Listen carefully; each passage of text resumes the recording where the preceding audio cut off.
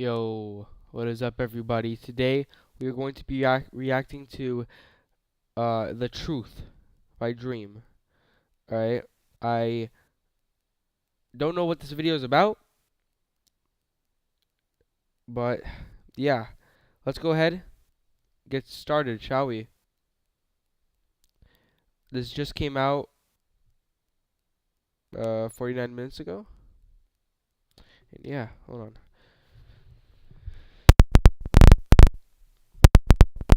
Never mind. Never mind. Alright, let me get ready here.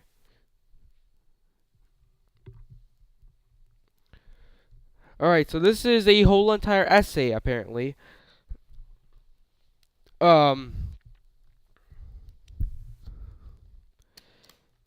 This is an hour and 22 minutes. Let's get started. If you want to watch along, react to it with me, feel free to. Turn the camera this way a little bit.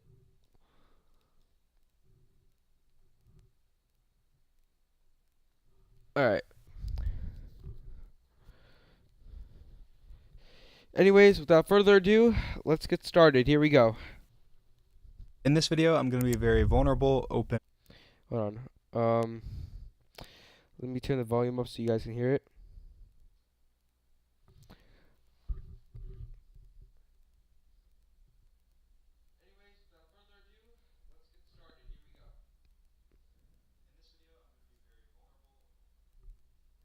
Alright, here we go. 3, 2, 1, and here we go. In this video, I'm going to be very vulnerable, open, and honest. Good I go editing into my so far? past, I go into controversies, and I also debunk very serious lies about me, including by involving the police, legal teams, and extensive research. It will get uncomfortable. I will get into details of my life that you probably don't want to hear, and I don't particularly want to share either, but it feels necessary given the circumstances, and honesty and truth is my top priority. As you guys have probably noticed, I took a long break from YouTube, and since the face reveal, I've hardly really uploaded. And I've really focused on other things and separated myself from a lot of the stuff I was doing. I'm glad that he realizes that he hasn't uploaded. He has uploaded no manhunts. Dude, you know how many times I rewatch his manhunts? Probably. Now, I'm being serious over this. I spent wait, why did that just pop up? I spent hours watching his videos, just his manhunts, because I feel like it's like a TV series that I'm watching. I love rewatching his manhunts, dude. I at least rewatched that over 15 times, at least, if not 20. I spent hours of my life watching this, and I just love watching it. I don't know why. But yeah. I'm glad that he notices that he hasn't uploaded really. He said that in this video right over here. Which video was it? Buy from Dream, 6 hunters coming soon. That was 6 months ago. That was supposed to happen last year in December. It's December 19th. Let's see if it happens this year. But yeah, there's a lot of chapters. Let's look at the chapters really quick. Face leak, speedrunning, cheating, Dream is weird, and yeah, there's a lot. In conclusion. Alright, let's go. Before, you may think that this was due to the hate from the face reveal or for other top priority. As you guys have probably noticed, I took a long break from YouTube, and since the face reveal, I've hardly really uploaded. And I've really focused on other things and separated myself from a lot of the stuff I was doing before. You may think that this was due to the hate from the face reveal or for other reasons, but really there was something else that happened right after the face reveal, and it really made me step back from what I was doing and have a lot less passion. If you've been on the internet recently, you've probably heard or seen some pretty crazy stuff about me. Whether it's the voice actor of Gumball attacking me or accusations against me regarding grooming, you've probably heard a lot of pretty crazy stuff. I thought it's extremely important for me to make this video and provide as much information as I can. And I just want to right off the bat state as clearly as I can that these allegations are not true. I plan on going to extreme detail to prove that in this video. And to all the people that are spreading lies, fabricating stories, and making false accusations for fun or because they think it's funny, I don't care. I've accepted I'm a horrible person. This is not funny. This is not a joke. This is people's lives, ranging from my own, my family, my employees, to actual victims that stories won't be heard or believed in the future because of this. I understand that some things in this video are much more important than others, so I split this video up into chapters, and you can skip to and watch the parts that are most important to you. I will say that everything in this video is very relevant. I think they're all vital topics to include because they help clear up my character. So yeah, the video has chapters, and if you want to skip around, there's a pinned comment. And again, I love. Hello, what's up, Pixel Dude Official? What is up, Caleb? What's up, Caleb? Um, I love his voice. His voice sounds very good. Like, I don't know if my microphone, if you could hear the echo, but there is an echo. Dude, there's no echo. Dead silence. I love that. I love that so much. I love that so much. Sorry also if I missed your chat message. I'm gonna probably be focusing on the video because I always have the TV pulled up for my chat. Uh, but yeah, I'm so sorry if I missed your chat message. Just know that I'll be reading. If I remember, I'll check back on it. You know what? Actually, let me do this so I could just check on it every once in a while. Before we go any further, let me just do this really quick. View your channel. I'll check. Wait, new timeout lengths. Okay, got it. Let me pop out. There we go. Alright. Now I'll be able to see it. Alright. Live chat. Alright. And I realized I'll tune back to that every once in a while. you can skip to and watch the parts that are most important to you. I will watch the say whole that everything video. in this video is very relevant. I think they're all vital I'm watching the whole entire video, by the way. Not skipping anything.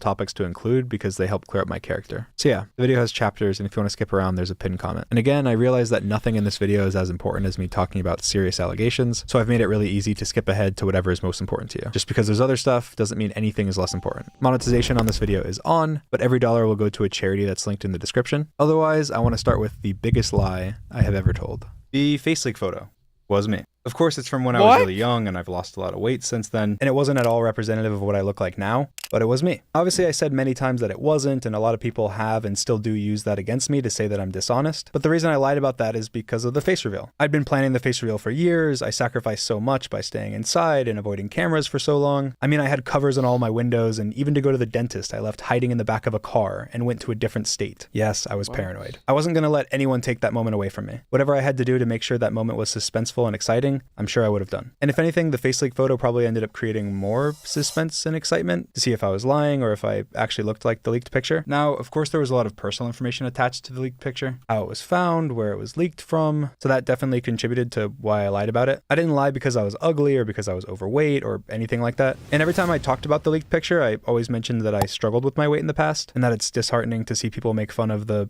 poor kid for that, which obviously I was the poor kid. And I think that's something I'm willing to admit now because I face revealed. I'm not risking that big moment anymore. And I also feel much more comfortable. My camera just got turned off. Hold on, guys. I am fixing it. Oh, no, it's good. It's good. About my personal information and how I look and so on. The day the face leak was posted, I was playing a Minecraft tournament and someone called the SWAT team on me. Dream is AFK. I'm clear here.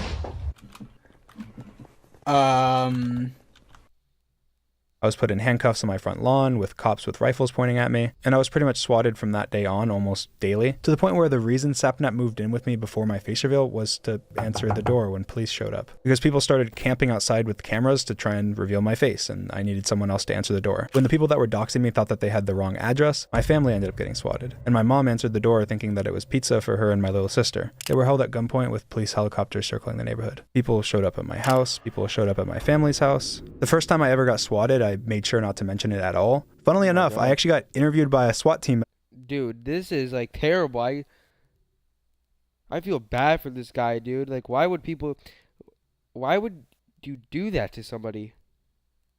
While I was muted and playing Minecraft parkour with the SWAT officer right next to me. But yeah, it's just all to show that even though I was very adamant about denying the face leak, it was much more about the fact that there was so much personal information attached to the picture, and I wanted as much separation from it as possible. It had nothing to do with how I look. I'm very proud of my weight loss story, and I was never ashamed about it at all. I think that it's very encouraging to see people accomplish weight loss. I did it all naturally. I lost hundreds of pounds. You have not seen me at my heaviest. And it's one of those things that I think is very encouraging to others. I love inspiring people, so it's a story I'm sure I'll tell in the future. But in that moment, it was not the right time to tell it. I feel like right now it's still kind of uncomfortable to talk about it, but it's annoying seeing the same damn picture. So here's some other pictures of me from before I lost weight, just so there's more variety. Oh my god.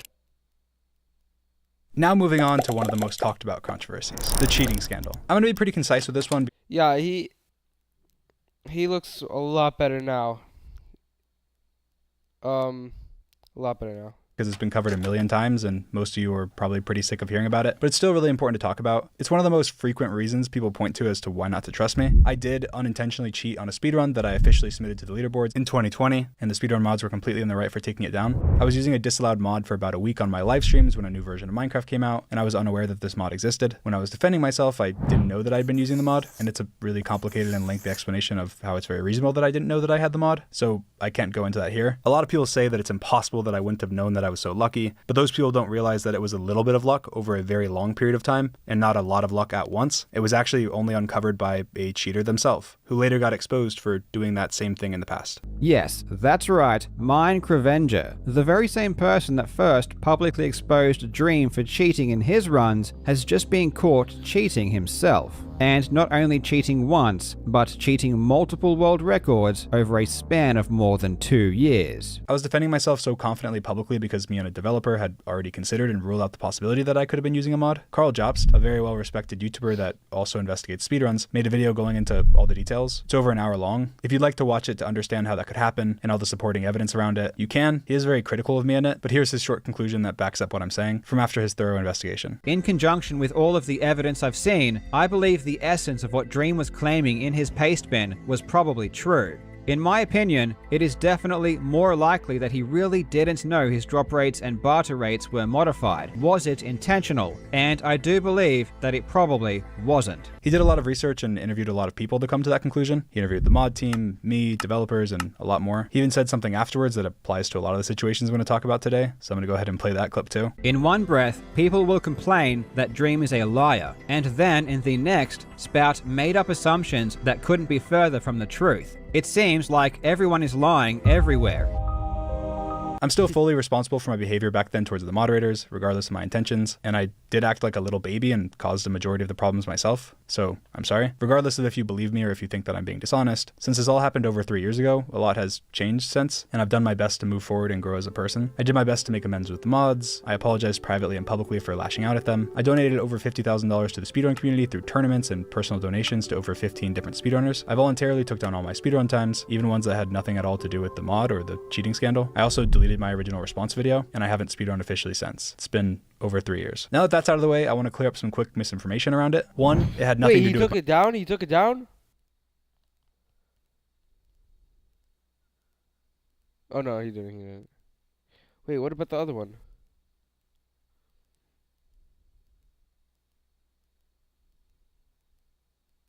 He didn't take that one down. Alright.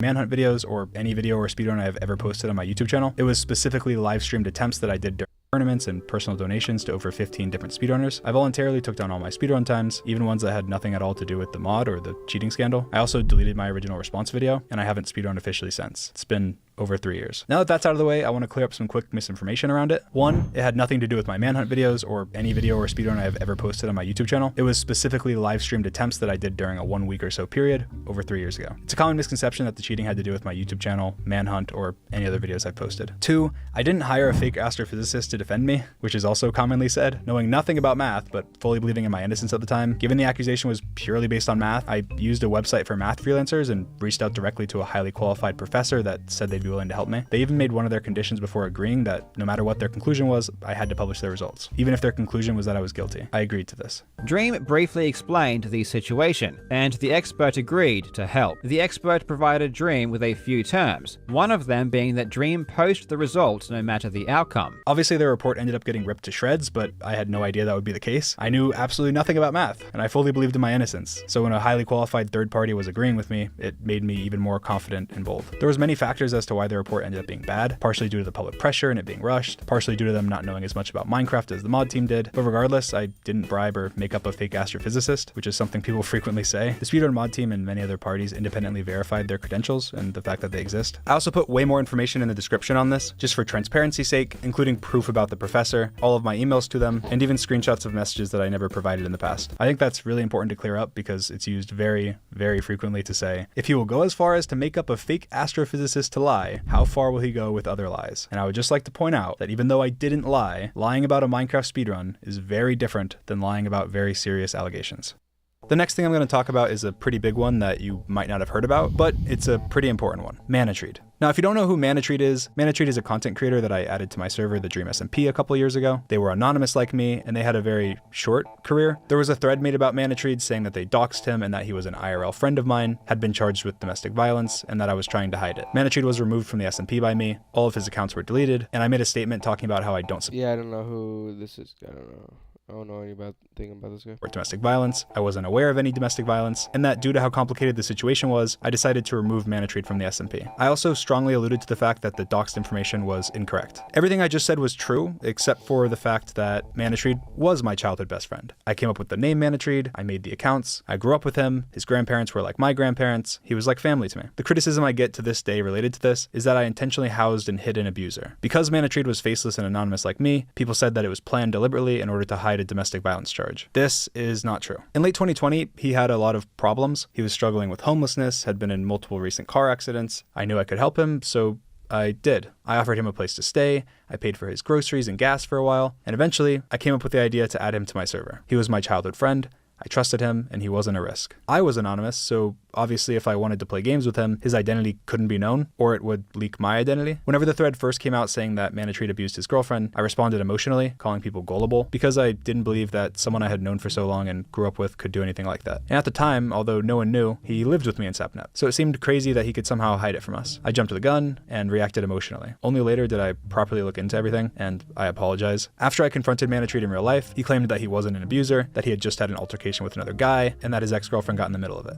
He claimed that he never hit her, that he had just caught her cheating and was fighting the guy that she was cheating with, that the cops got called, and that he got arrested. This is just what he said. This altercation would have taken place around a year before he moved in with us, and I had no knowledge of it. People thought that domestic violence took place when he lived with us because my address was on a court document of his, but that was far after when he was on probation and had to tell the court where he currently lived. He also lied to us and told us that he was on probation for smoking weed in order to not have us question anything suspicious related to it. Even though he claimed to me that he wasn't abusive to anyone, I couldn't just take him for his word, and so I did research myself. I reached out to his ex-girlfriend and talked to her about it all. She wouldn't really say that much. She said to give Manatreed the best wishes for his future, and that his mistakes were behind her, and that she just wanted to be left alone online.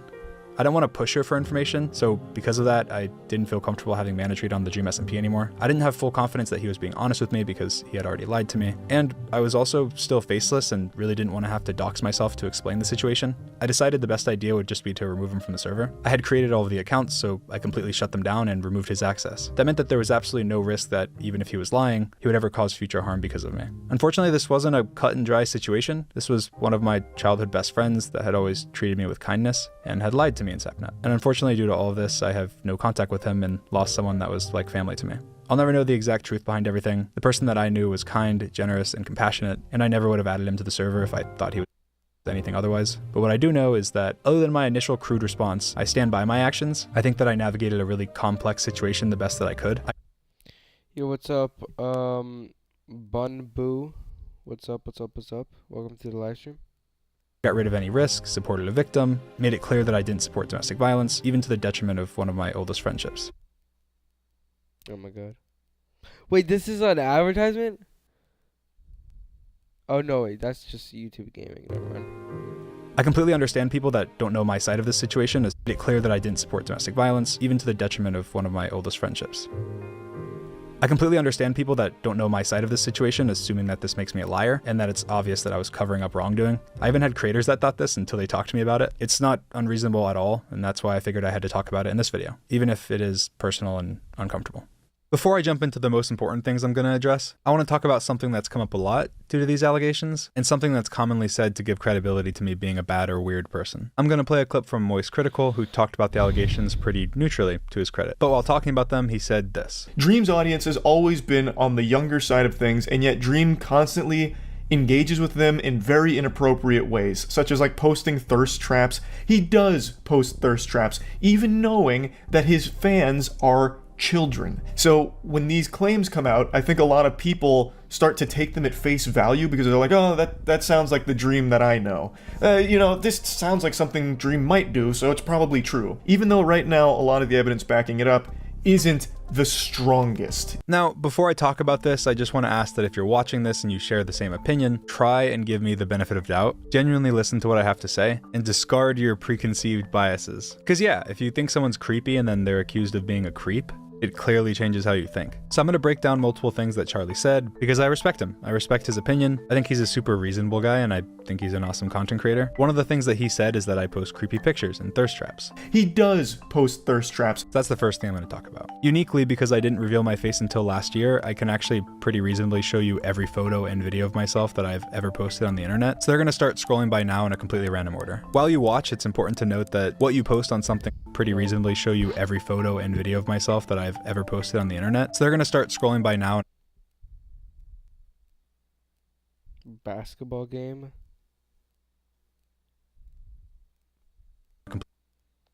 Hey Dream, I love you. You're my favorite ever. I love you. I hate you. Really random order. While Bro, why did I wear a sweatshirt to a concert? you watch, What? it's important New upload?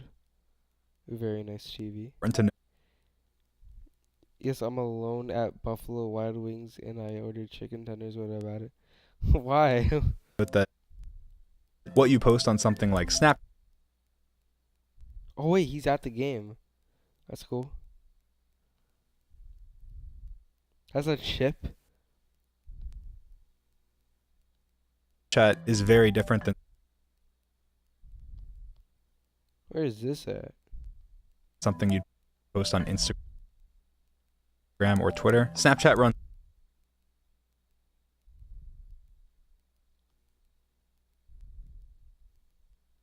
ads every 5 or 6 photos and encourages you to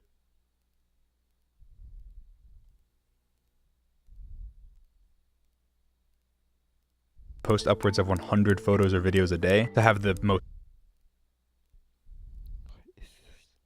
growth and make the Oh, he's at the football game now. most money. They only last 24 hours like an Instagram story. So on Snapchat, you kind of just spam. Wait, is that Bad Boy Halo? Encourages you to post upwards of 100 photos or videos a day to have the most growth and make the most money. They only last 24 hours like an Instagram story. So Hey, it's Bad Boy Halo. on Snapchat,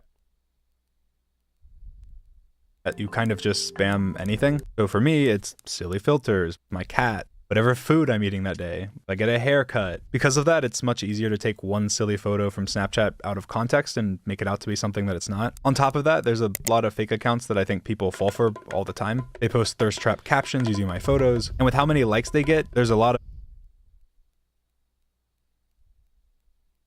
Oh my god. people that casually scroll Twitter and think their posts are mine. There's one specific one that was extremely popular and verified before it was suspended. It posted tweets like this, and this, and this.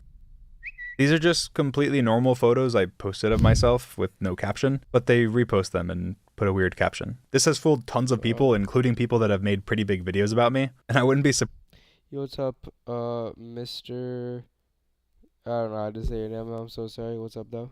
Surprised at all if Charlie saw this account a couple times and thought its tweets were mine. A lot of people also say stuff like this. I don't know why he still uses Snapchat. It's still kind of weird. I told you, if you're a grown man using Snapchat, Which I think is super reasonable to think. If you don't know that there's creator accounts now that work very differently to normal Snapchat accounts, you can promote stuff to millions of people through Snapchat's algorithm, and even as of recently, you can make a lot of money, obviously encouraging you to post whatever random stupid photo you took. I mean, I hardly even log into my Snapchat myself, and even have someone else completely run the account. Because there's a manager account feature where I can just post from my personal Snap and never even see any of the messages. I also sometimes have people say that I'm weird because of fan art account likes from my fan art account, so I just want to clarify, I'm not the one behind behind 99% of the likes. I've never made that public because it is beneficial for artists for people to think that it's me every time. But again, when it's being used against me to say I'm creepy, I have to clarify. Hi, so I've ran Dream's public Snapchat since January 2022. There's nothing weird and he doesn't really even log into it. I also run his fan art account and have been since January 2022 as well. I'm good friends with Dream and the Dream team, so he thought I'd be a good pick to run it. I mostly just like and retweet art. I'm banished from replying. Sometimes people will call him creepy for stupid stuff that I've liked, and I've never really taken it seriously because I just think what's being depicted in the art is funny to me, like DNF kissing art or something, because I'm their friend and it makes me laugh. It just happens to be really good art. But when it's being used to say that Dream is creepy or weird, I feel really bad because he's definitely not. There's been times that he's messaged me and told me to unlike something or asked why I was on a DNF liking spree. And he's definitely a silly guy, but people shouldn't use me liking art that I found funny or just thought was impressive artistically against him. I can still be more careful about what's liked on the account though, and I also can re-clarify my boundaries, which I do at the end of this video. But I will just say here that I've never supported not safe for work art of minors or from minors. I think that that's weird and gross, and I clarify my boundaries on myself later in the video, but generally it's just I don't want anything weird drawn of me. I also later have the person who used to run the account back in 2020 say something as well. But yeah, like 1 out of every 1,000 Snapchats I post, people end up spreading and making fun of, which is fine, of course, but it's when it's made out to be weird that it's disingenuous. Now that's not to say that I'm posting the exact same thing as everyone else, or that what I'm posting isn't different than other people. It definitely is. I was faceless for a very long time, never took pictures of myself, and had no social media before YouTube. So you're seeing literally my first time ever taking pictures, and I am just a little goofy. Again, it's fine to make fun of, like some of these pictures are stupid, but using them as evidence that I'm weird or making them out to be weird just isn't fair. I don't really take myself seriously. I don't think I'm super attractive. I don't think I'm super funny. I think a lot of people misunderstand some of the things that I post that are satire. A lot of my videos before I did Minecraft challenges were satire videos, and I still post a lot of satire. A perfect example of this is my unface reveal. I posted a video on my channel where I unrevealed my face. It's a satire video. I have my 2 best friends burst down my door, tell me that I'm ugly and to put my mask back on, which I agree with, make a professional mask, and then go through the McDonald's drive-thru with it on, while saying that I'm never taking it off ever again. The number of people that took this seriously was in the tens of millions. People see the headline, assume that sounds like something that cringe guy would do, and then it's history. And the same thing happens with my TikToks. Like almost my entire TikTok page is sarcastic, but every now and then, someone will take a TikTok of mine completely seriously. Like I posted a video of me with a chat filter on and said no filter right after the face reveal. I made a TikTok where I take off the mask and use an ugly filter. Another TikTok where I make fun of the face leak photo, or many other sarcastic posts. But then I post a TikTok where I'm in Walmart wearing my mask, and people take it so seriously. I get tons of hate, and it said how cringe it is that I would go shopping in my mask, that it's pathetic that I'm trying to hide my face after I already revealed it. Or I post a TikTok where I sing one of my songs, say no autotune, and then kiss the camera, and it's that I'm trying to be hot or think I'm such an amazing singer, instead of that I'm self-aware and playing into the cringe. I didn't watch that and go, ah, you are so cool. You are such an amazing singer, and you're also hot. Like, it's not serious. Yes, I do post cringy stuff sometimes, and I'm not trying to say that I've never been cringy, or that you can't make fun of content that is intentionally cringy, but I've never posted anything that you could remotely say is a thirst trap, or inappropriate for my audience, because as you can see, in the context of all these other photos I've posted, it's not honest to single out one weird Snapchat out of context of content that is intentionally cringy, but I've never posted anything that you could remotely say is a thirst trap, or inappropriate for my audience, because as you can see, in the context of all these other photos I've posted, it's not. What is this?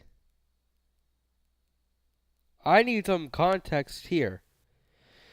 What is this? I do need some context here for this one. That is... I don't even know. Honest to single out one weird Snapchat out of context of the thousands I spam and then say that I post creepy photos. But yeah, like one photo I posted was heavily spread as a thirst trap by parody accounts, and it's this. I'm supposed to be dead. It's definitely not a thirst trap, but it's not like I was sending it to somebody and being weird. I was just spamming photos on my public story. Oh no, George Not Found is giving him the Schlopperson. Oh no, oh no. Like, yeah, it's goofy. It was not a thirst trap. I posted 1 or 2 photos with my shirt off ever, and this one's because I thought it was cool to see my hair comb back since it's always forward, and you can't even see me or my body. There's also this monstrosity that's frequently shared. Like, this is a gross photo. I look terrible. This is not a thirst trap. This is a terrible photo. This is just disgusting. I was just spamming photos, didn't think much of it, and posted it. And now it will haunt me until the end of time. I'm cringy and being serious when I make satire posts. I'm full of myself when I post a normal photo. I'm gross when I post a bad photo. I'm weird when I post a silly photo. It's just people assuming the worst or just not knowing who I am, which I guess is fair. So yeah, that's what I have to say about the thirst traps thing. But obviously that's just photos. Now in terms of other stuff, I've definitely had my opinions morph over time, especially since I've face revealed and actually got to meet fans in person. But we can still talk about some old stuff that people frequently use to say that I'm weird. First of all, me calling my fan base kittens. Now, this was a stupid tweet. If I could go back, never would have tweeted it. I completely understand that without knowing my intentions or what I actually use to say that I'm weird. First of all, me calling my fan base kittens. Now, this was a stupid tweet. If I could go back, never would have tweeted it. I completely understand that without knowing my intentions or what I actually meant, it could seem super weird. The whole Discord kittens meme wasn't as big yet, and I just tweet so much, I just wasn't really thinking. It came out horribly, and I will never live this down. It is still something that my friends make fun of me for to this day. I was just trying to explain that when I say I love my audience, I don't mean in the same way that I love my friends or my family. That I mean it in the way that I love dogs, even though I don't know every dog personally. I can still say I love dogs. I should not have said kittens, but it's not what I meant. It was a stupid tweet. I've tweeted tens of thousands of times the last few years. It wasn't my brightest moment, but it also wasn't me trying to be weird or going kittens. It was just an analogy that I regret using. Another point of evidence towards the dream is weird narrative was me quote unquote selling my baby pictures. In 2022, my merch company sold a flash drive that was dream themed. It was going to be sold empty, and then my mom and my dad, who help run my merch company, had the idea to put some random stuff onto the drive, so it felt more unique. I thought it was a cool idea. The content on the drive wasn't what was being sold. It was the slap wristband flash drive itself. We added some drafts of books I wrote from when I was a teenager, some memes, some old Minecraft screenshots of me and my friends, some notes and emails from teachers talking about me being rebellious in middle school,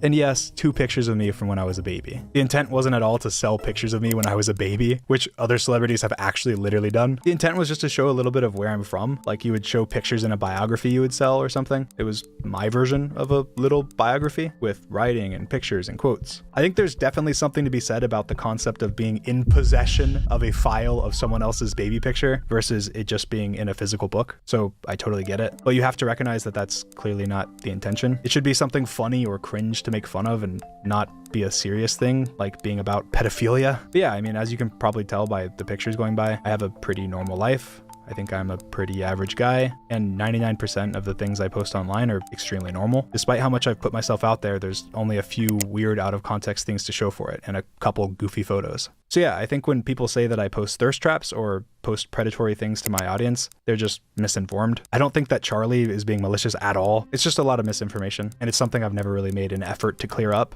I always lean into the cringe, but when it's being used to strengthen serious allegations, that's when I kind of have to really break down how I am. But yeah, I mean, on top of all that, my audience is not as young as people think. This isn't a hill I'm gonna die on, because I know a lot of people have their minds made up or could not be convinced. Believe it or not, I have one of the oldest audiences in all of Minecraft YouTube. I started YouTube through coding and extremely complex stuff, like reverse engineering PewDiePie's Minecraft seed. My videos, even to this day, are super long, don't have that quick retention style editing or sound effects or anything that a lot of channels do. And I also have a large pro gamer audience because my videos involve a lot of technical skill. My audience outside of YouTube is younger, but the vast majority of people I get recognized by on the street are college aged. And usually dudes being like, "What the f? It's Dream!" On Twitch, I've covered heavy topics. In this video, I'm covering heavy topics. Me and my friends all swear on every other platform, and we're definitely not kids channels in any way. Just because I post Minecraft videos doesn't mean that my audience is just little kids. Most people that watch me either used to play Minecraft or don't even play Minecraft at all. I think Charlie's audience is of course much older than mine, but if I posted photos like these, which to be clear, if I was ripped as hell like Charlie, I would 100%, it would be made out to be predatory because it's me when it's not at all. And that same standard isn't applied to TikTok stars or really anyone else but me, just because I'm the Minecraft guy. A lot of the photos me and Charlie have posted are actually really similar. It's just people cherry picking goofy photos of mine and then making them out to be weird. When it's just me posting random photos, because that's literally part of our job. But yeah, I guess that's all I have to say about that.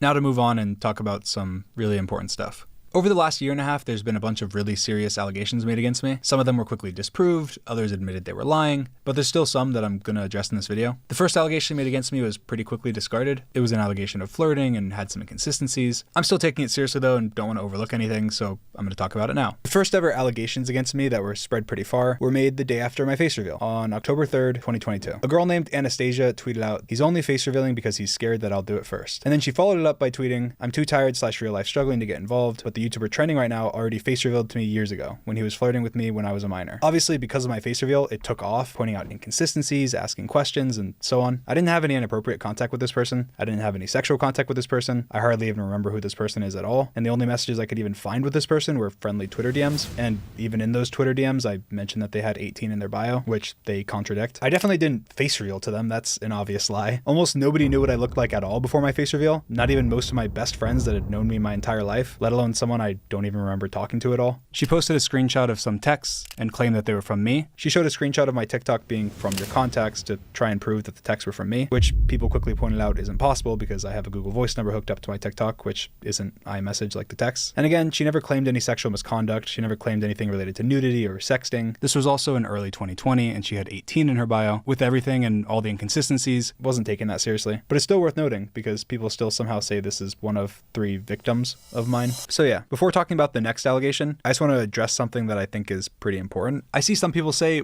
why respond to fans at all? Or that it doesn't matter what Dream said. The fact that he responded to a fan is creepy. And people saying that are missing a little bit of nuance. First of all, back when I started YouTube in 2019, obviously I had a very small community. Even moving into mid-2020 before the Dream SMP. It's very common that when you have a smaller community, you're trying to grow your community. And part of how you do that is by interacting with people and responding and being active. I've always been pretty active in my community. And when I was really small, I used to respond to just about literally everyone that DM'd me, even if it was just one-word answers. Obviously later on, and as I grew, I replied less and less, and things evolved over time with my fan base growth. Like, as an example, when I started my public Snapchat in 2019, I ran the account. But in early 2020, because I was growing, I completely passed the reins off to someone else, and pretty much never logged into it ever again. Hi, I would like to remain anonymous, so I'm just going to be calling myself Rebecca. I used to run Dream Snapchat starting in 2020. I did that for probably around a year, and I would read through all the messages and I'd screenshot art or funny comments and I would respond when it was appropriate. There is definitely nothing weird going on this account. Dream hardly even logged into it and it was mainly me. He never used it inappropriately, and although I no longer work for Dream, I am not aware of him ever acting inappropriate with fans or anyone underage. Most, if not all of the Snapchats I've posted since then have been through the manager account feature, meaning I use my normal Snapchat and post to my other account like a story, without even ever logging in or seeing any messages. I think that when people talk about messaging or becoming friends with a fan, most people are thinking of a stan or a super obsessive fan, because what makes you a fan? Having watched 1 video, 2 videos, 10, being subscribed? There's levels to it. My point being that when you're talking about messaging someone and it being weird, there has to be a weird dynamic. Obviously, a streamer that's subscribed to me and has watched my videos in the past and DMs me should not be looked at the same as a random person that does the exact same thing. I've had fans of mine turn into friends of mine, but I don't go seeking out friendships with people who have obsessions with me. There's a difference between a fan of mine who reacts to my videos because they're entertaining and makes some content about me because that's what gets views that I end up becoming friends with, than a random stan that posts thirst edits of me. Obviously a massive difference. There's a difference between a random stan in your Twitch chat that watches every stream because they love you, and a regular viewer that's in your community because they have common interests with you that you end up becoming friends with. And at that point, they're no longer a fan. They're a friend. And in some cases, becoming some of the most beloved couples on the internet. My point is that there's a lot of nuance. I think it's a responsibility of a creator to be able to recognize dynamics, avoid any weird ones. You can't just look at the fact that somebody follows you or has watched a couple of your videos and write them off as, oh, they're a fan, therefore we can have no conversation. I was also fans of a lot of my friends before I became friends with them. A lot of people that I ended up hiring as editors or artists or really anything are fans. And then of course you can become friends. Again, the whole point is that there's a lot of specifics to it. You can't just write somebody off completely. But again, that's fans, that's not stans. Otherwise, moving back to the next very important thing. Now, the second allegation is what I'm going to talk about in extreme detail. Second allegation came out soon after the first and said that the first allegation was why they were sharing their story. It was from a girl that claimed that when she was 17, we inappropriately messaged. This did not happen. Let's get into the details. On September 23rd, 2020, Amanda messaged me from her personal Instagram account, sending a message that was clearly a fan message. She thanked me for saving her life, and I replied to this message. In September of 2020, I was a lot smaller than I am now, so I got a lot less DMs, and I was much more active in the fan communities and replying to people. And all I replied was, oh, thank you for the kind words. And then I also replied, glad to make you smile, after she followed up with the message. I put a transcript of every Instagram message that I've ever sent her linked in the description. It might not be every message that she sent me, because there's proof that she she deleted Instagram messages to me. An old TikTok of hers has messages from me that wasn't in her post with the accusations when she showed our messages, but my transcript tried to include those and piece it together. But again, it might not be all of them because I don't know what she deleted. I only know what she deleted from the thing she accidentally showed in her old TikTok of the deleted messages. Amanda, on the other hand, how are you doing, Dream? September 25th. The next day I replied, I'm good. Thank you. How are you? Amanda, the same day, replied, I'm doing okay. Could be better. Could be worse. Thank you for asking. Amanda replied, how's your kitty doing? I love cats. I replied and said she's doing amazing. September 28th, so 3 days later, Amanda said, Dream, I need some advice. I'm trying to become a small streamer on Twitch, but not a single person joins my streams. How do I get an audience? October 2nd, so a few days later, I replied and said, try and play with your friends maybe? Post clips to Reddit and stuff. And then she replied and said, okay, thank you, with a heart. The next day she messaged me again and said, Dream, would you ever consider playing Among Us with me? XD. I guess this was during the Among Us craze. We're still in 2020. October 5th, 2020, I replied, maybe, heart. Amanda said, LOL, I'll take the maybe. That would be sick. I didn't reply. So this is a month and a little bit later. Amanda said, hi, Dream. And then she sent another message that was deleted after she made the allegations. But we don't know what it was. We only know the last couple characters. And again, we only know it exists because she messed up and included it in an old TikTok of hers. And then I replied and later and said, hi. Amanda said, how are you? November 16th. So that's another few days later. I replied and said, good, good. How about you? She replied and said, I'm pretty good. Thank you. November 30th. So, another 2 weeks later, Amanda said, hi, Dream. I want to actually become a streamer like you and your friends. I'm just so uneducated on what supplies I need. Can you recommend me all the products I need to successfully stream? Like computer, cam, mic, headset, etc.? You have no idea how I would appreciate it. December 5th, 2020. So like a week later, I replied and said, almost everything I have was recommended by Bad Boy Halo. Haha. Amanda replied and she sent another message that she deleted after she made the allegations. That again, we won't know what it was. December 26th, so almost a month later, Amanda sent a video. We don't know what the video was. I don't think it was opened. I don't know though. I didn't reply. January 5th, Amanda said again, hi Dream, I just want to say happy late New Year and Merry Christmas. Congratulations on everything you've accomplished this year. I hope I am fortunate enough one day to be as successful as you. If you could tell me what kind of computer you have, that'd be great. January 16th, so 11 days later, I replied, thank you. Amanda replied, deleted message, and then part of it was, how are you? But obviously I didn't reply. April 13th, so a long time later, Amanda messaged me again and said, hi. I replied, hi. Amanda said, how are you? I said, decent. How are you? She said, I'm all right. Thank you. Then she said, I heard some snippets of the song you're working on and I really like it. You have a really nice singing voice. I replied on April 14th, thank you. So that was the next day. She said, you're welcome. And then December 26th, so that was like a long time later, she messaged me and said, Merry late Christmas, heart. I didn't reply.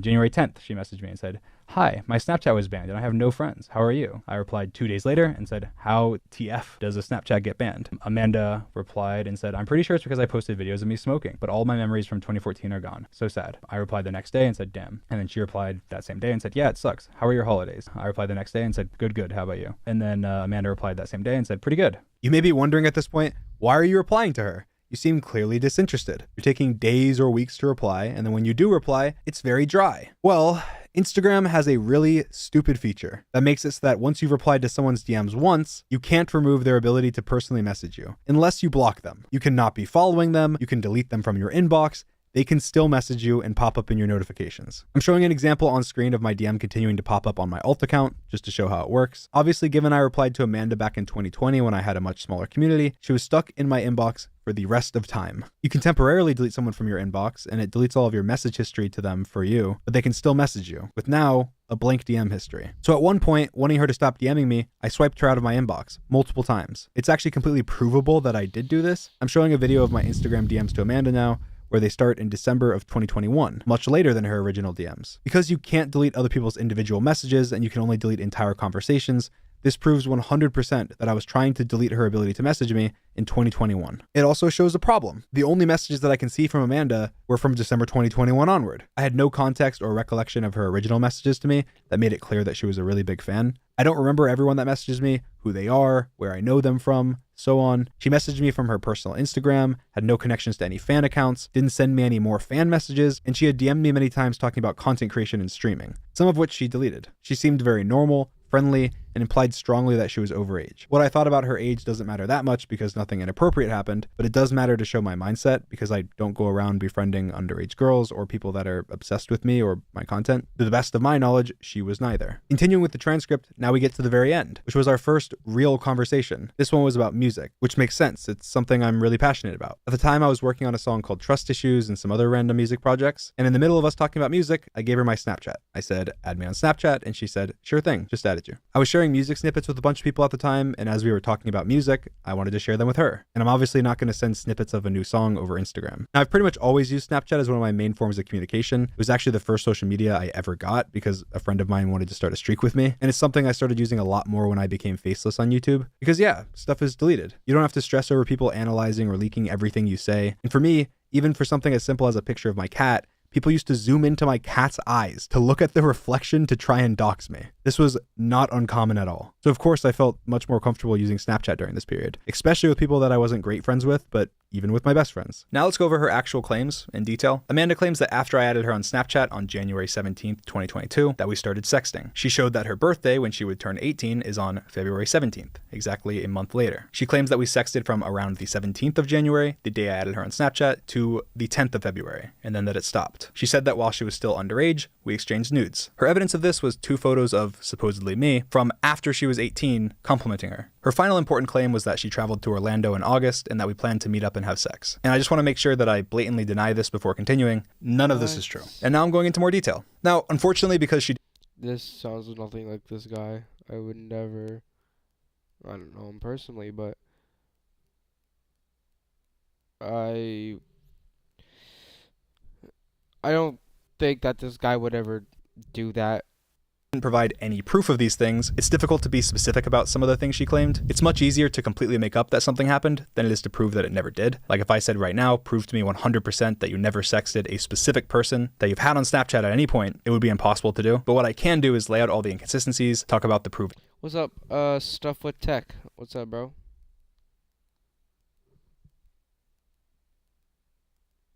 What's poppin'?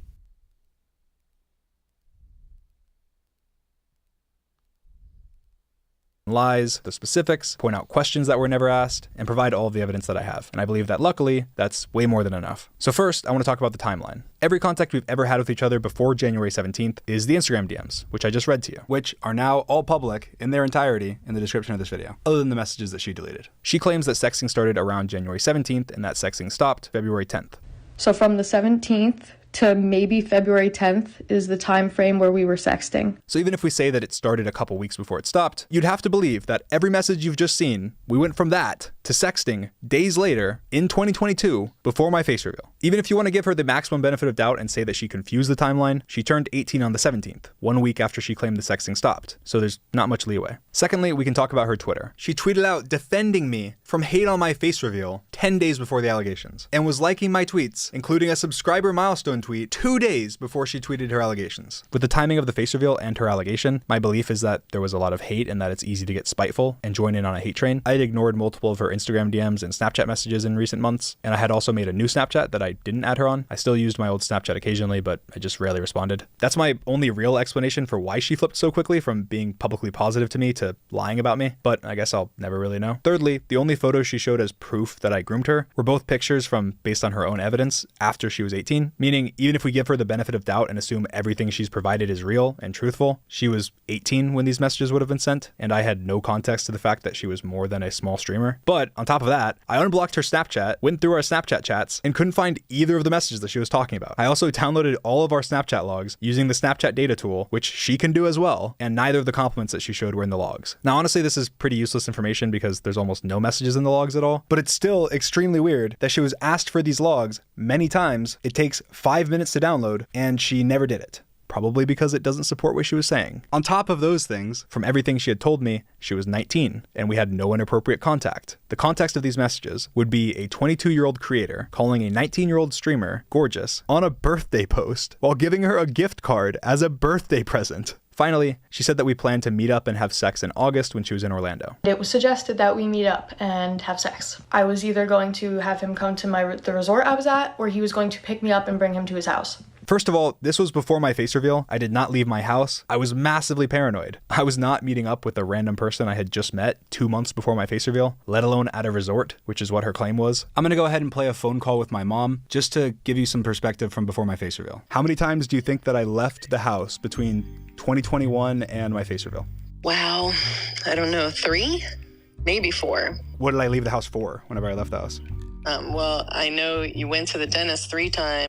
See, like, he even calls his mom about this, like, just to prove out whether this is staged or not, Whether he's forcing his mom to say this, I do not know. But if this is actually true, which I'm pretty sure this is true. Yeah, he see, this is how far this guy goes just to prove this. And then I think one other time was when you had the kidney stones. So you go to the hospital. Those were the only times you left the house.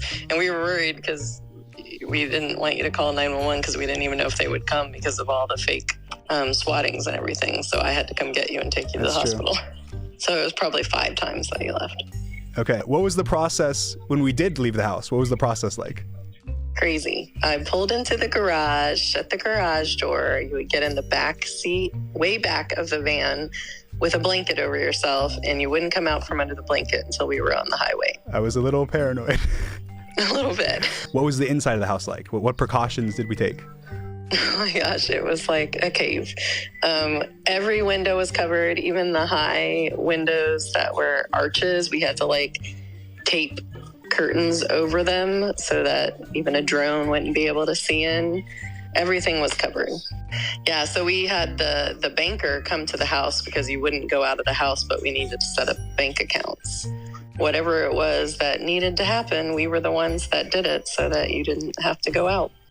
Okay, thank you, Mom. You're welcome. I love you. Love you too. Bye. Again, as you can probably tell, what she claims definitely didn't happen. Either she's telling the truth and her story makes sense, or she's not, and it doesn't. Now, some other stuff to note. After her allegations, she deleted a lot of evidence. She unliked a lot of tweets she had liked. She deleted replies of hers on Twitter and TikTok that hurt her credibility or contradicted what she was saying. She deleted Instagram DMs to me and only got caught because she accidentally showed them in an old TikTok of hers, and that's all completely factual and documented. Later, she was bragging on TikTok, calling people doubting her jealous, saying, "I'm gorgeous and my favorite YouTuber thought so too. It's giving jealous." Not treating the serious situation that she claimed happened seriously at all. People also found old tweets of hers where she was replying very inappropriately to other streamer friends of mine. She was even banned in one of my friend's chats for saying she wanted to sit on his face. These accounts weren't linked to her Instagram, so I would have had no idea about them. She also replied to fans of mine questioning her with slurs. She also said that she was gonna lie and tell me that she was 18, but that she changed her mind, I guess. So I was going to lie and tell him I was 18. She said she would provide proof of the fact that she told me she was 17 and that I still sexted her tomorrow. But I didn't, and that proof will come out tomorrow. And guess what? She never posted proof, because this never happened. She tweeted out thanking people for all the support and claimed at the end that I deleted our DMs, right as she tweeted this. And specifically said, my end too, which means her DMs too. Well, I just want to point out that this is impossible. There's not a single mainstream social media platform that lets you delete both people's messages. And we only had each other on Instagram and Snapchat, where you can't do that on either. She claimed that she was laughing and was going to prove people wrong with pictures of my penis, to which, again, never happened. Lastly, she tweeted saying that she's getting the law involved and going to the police. Said she's going to put me in jail unless I confess. She said she would provide more evidence. She didn't. She said she would upload her Snapchat logs. She didn't. She said she would sue me. She didn't. And now I'm making this video. She provided absolutely no proof for any of her claims and said that she didn't have any because she wanted her favorite YouTuber to trust her, which could be a completely valid argument, except the pictures that she posted were from a second phone, meaning there was no risk of me knowing. She was taking pictures of compliments from a second phone, but has no evidence of anything sexual, has no evidence of us planning to meet up and have sex, apparently from after these pictures were secretly taken, has no evidence of a singular inappropriate message from me or her, or even anything at all that isn't a story reply from Snapchat's story page of all your friends. What's more likely? She happens to have no evidence of anything she's claiming, even from things she claimed happened after she was taking pictures secretly using a second phone, or she doesn't have any evidence because it didn't happen. She factually deleted and hid messages. She factually lied about me deleting messages that I didn't. She called people doubting her jealous of her, was banned from streamers' chats before this for posting sexual things, and she lied about having specific pieces of evidence that she never provided because they don't exist. If she's willing to factually lie, cover up, and hide things, how can you trust anything else she says as being representative of the truth? Lastly, once again, she said she was going to take legal action. She then tweeted a picture of the inside of a police station and also said she'll come back with more evidence, to be patient, that it's a process, and that it could be days. And that's her last tweet. It's been almost a year and a half now. Obviously, nothing happened. I waited and waited. Then I got impatient. So I asked my legal team to look more into it. They got all of her information, and after filing many requests, they couldn't find anything. So, annoyed and still impatient, I asked them to get more specific. And after a lot of digging, my legal team was able to track down exactly where this picture is from based on the colors of the walls, the cameras, and a plaque outside the door. Then had someone go to the police station and requested specific records from this specific police station. And checked every record. How much people you got at most watching live streams at once? Show with fingers. Oh, shoot. Oops. They could, criminal and civil. I didn't find anything. At the max, I think I got 10 people before at the max watching my live stream at once. Go to the police station and get more specific. And after a lot of digging, my legal team was able to track down exactly where this picture is from based on the colors of the walls, the cameras, and a plaque outside the door. Then had someone go to the police station and requested specific records from this specific police station, and checked every record they could, criminal and civil. I didn't find anything under either one of those names. And there was no information at all. I was not even in their system. So you're not listed in my system at all. So if you want to believe everything she said, you have to believe either one of these two things. Either one, she lied, this photo is fake, she never filed anything, and if she's lying about that, why would she not be lying about literally everything else? Or two, the picture is real, and whatever story she told didn't even meet the minimum required standard of proof to file a single piece of paperwork that my legal team could find in over a year and a half. I also sent a photocopy of my driver's license identification to this specific police station, a copy of Amanda's information, and let them know I was happy to answer any questions. To which, again, nothing ever happened. Not a single question, there was not a single case, accusation, or anything substantial enough to even have me in any system. And inevitably, when after this video, she makes another thread or another post reiterating the same lies that she has already said, or promising even more things that she never follows through on, go to the police or sue me. The standard of proof for you suing me is only proving that it's more likely than not that you're telling the truth. 51%. Come take my money. But she won't. Because if she does, they're not going to treat it like it's Twitter. She's going to have to address all the lies. She's going to have to address all the inconsistencies. She's going to have to address her weird comments, her false promises, her character, and most importantly, be held accountable in her real life for what she's saying. This isn't online drama. This is real life stuff. There are real victims that have been manipulated, abused, and taken advantage of. Amanda, you are hurting actual victims. You are diminishing the very real trauma that victims of grooming and abuse have gone through. You are making it harder for real victims of abuse to come forward. You are not a victim. You are not doing a good thing. No matter how terrible you think I am, or that the ends justify the means, you are hurting victims. Just in case this video isn't enough for you to realize that, check your mailbox. And that's all I have to say about these allegations. Now, before continuing with other stuff, I want to talk a little bit about what happened after these allegations. After these allegations and after my face reveal, I'll be honest, I lost a lot of motivation. I distanced myself from Minecraft, and I even thought about quitting and retiring. Alright, so this is what happened after. Continuing with other stuff, I want to talk a little bit about what happened after these allegations. After these allegations and after my face reveal, I'll be honest, I lost a lot of motivation. I distanced myself from Minecraft, and I even thought about quitting and retiring. Of course, it was pretty... Dude, you can't retire. You know, like, how many fans you have? You can't retire, buddy. Come on. You have to make the 6th manhunt. It's scary, you know? and I just wanted to be able to upload Minecraft videos and have fun with my friends without worrying about people trying to ruin my life or attack my family or make up lies about me. And after all the swatting and doxing and fake allegations, it really just felt not worth it anymore. But also, I had basically been stuck inside for the majority of the last 4 years, so I just thought I'd step back for a little bit. I traveled with my friends, I met a lot of creators for the first time, I worked on music, had my tour, and really just stepped back from my online life. And I feel like during this time, I really disappointed a lot of my friends and their fans as a result. I didn't spend as much time on the finale of the Dream SMP as I should have. I wasn't good at communicating about anything, really, including important stuff for some people. I wasn't very inactive on everything, and I pretty much isolated myself from most creators that weren't in my immediate circle. There was a looming cloud over me, and I felt bad talking to people because I didn't want to bring any negativity towards anyone. Later on, I got pretty insecure about my creator friendships that weren't people that I was super close with before YouTube. And even though everyone that I was friends with was very supportive and had my back and would reassure me privately, I still couldn't help but worry that because there were people online spreading hateful things about me, that it would impact their view of me personally. At one point, I ended up making a massive mess by tweeting publicly about a problem that I had with Quackity because he wasn't replying to me for a while. We had both made translation mods, and people were claiming that we were copying each other.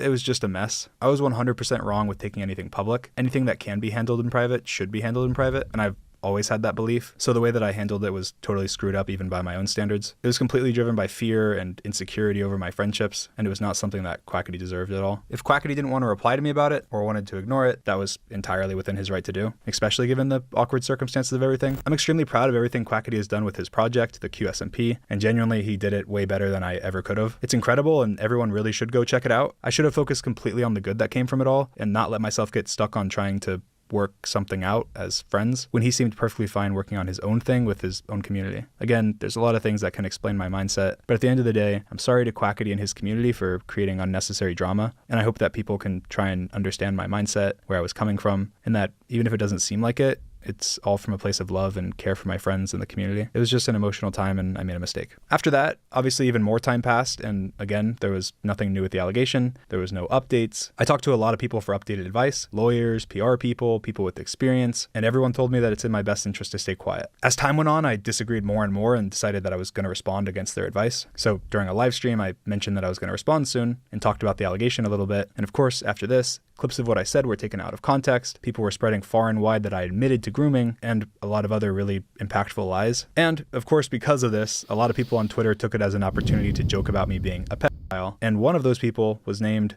Nicholas Cantu. If you don't know who that is, he's the voice actor for Gumball, Diego from Dora, and one of the turtles in Teenage Mutant Ninja Turtles. I had a terrible experience in real life with this person, so I replied to him talking about it and defending myself, and this situation blew up. I don't think I've ever gotten more hate in my life. September 23rd, I went to a friend of mine's birthday party in Austin, Texas. When I showed up, Nicholas Cantu was there. He was already drunk and was drinking. He was being very aggressive to me throughout the night. I didn't know him. This was my first time ever meeting him, and we were not friends. Eventually, while on FaceTime to show his friends, he hit me out of nowhere. Again, this was my first time ever meeting him. I was there for another hour or so, and then when leaving the party, everyone decided to Uber together because it was late and there wasn't many of us there. Nicholas ended up in the front seat of the Uber that I was in, despite my apprehension. I thought, what's the worst that could happen? It's an Uber ride, and there's other people there, so I wasn't worried. Little did I know, he ended up dropping his phone out of the Uber window in the middle of the highway, and after he got out to look for it, the police showed up and stopped him from looking because it was dangerous and dark. Eventually, the Uber driver convinced Nicholas to leave. Well, I want to promise you that I'm sober, so if you guys want to conduct a sobriety test. Hey, look, hey, we're about to head out. And after we left, the Uber driver was trying to give advice to Nicholas on the police, telling him that he could have been arrested, and Nicholas did not like what he had to say. You're retarded, you're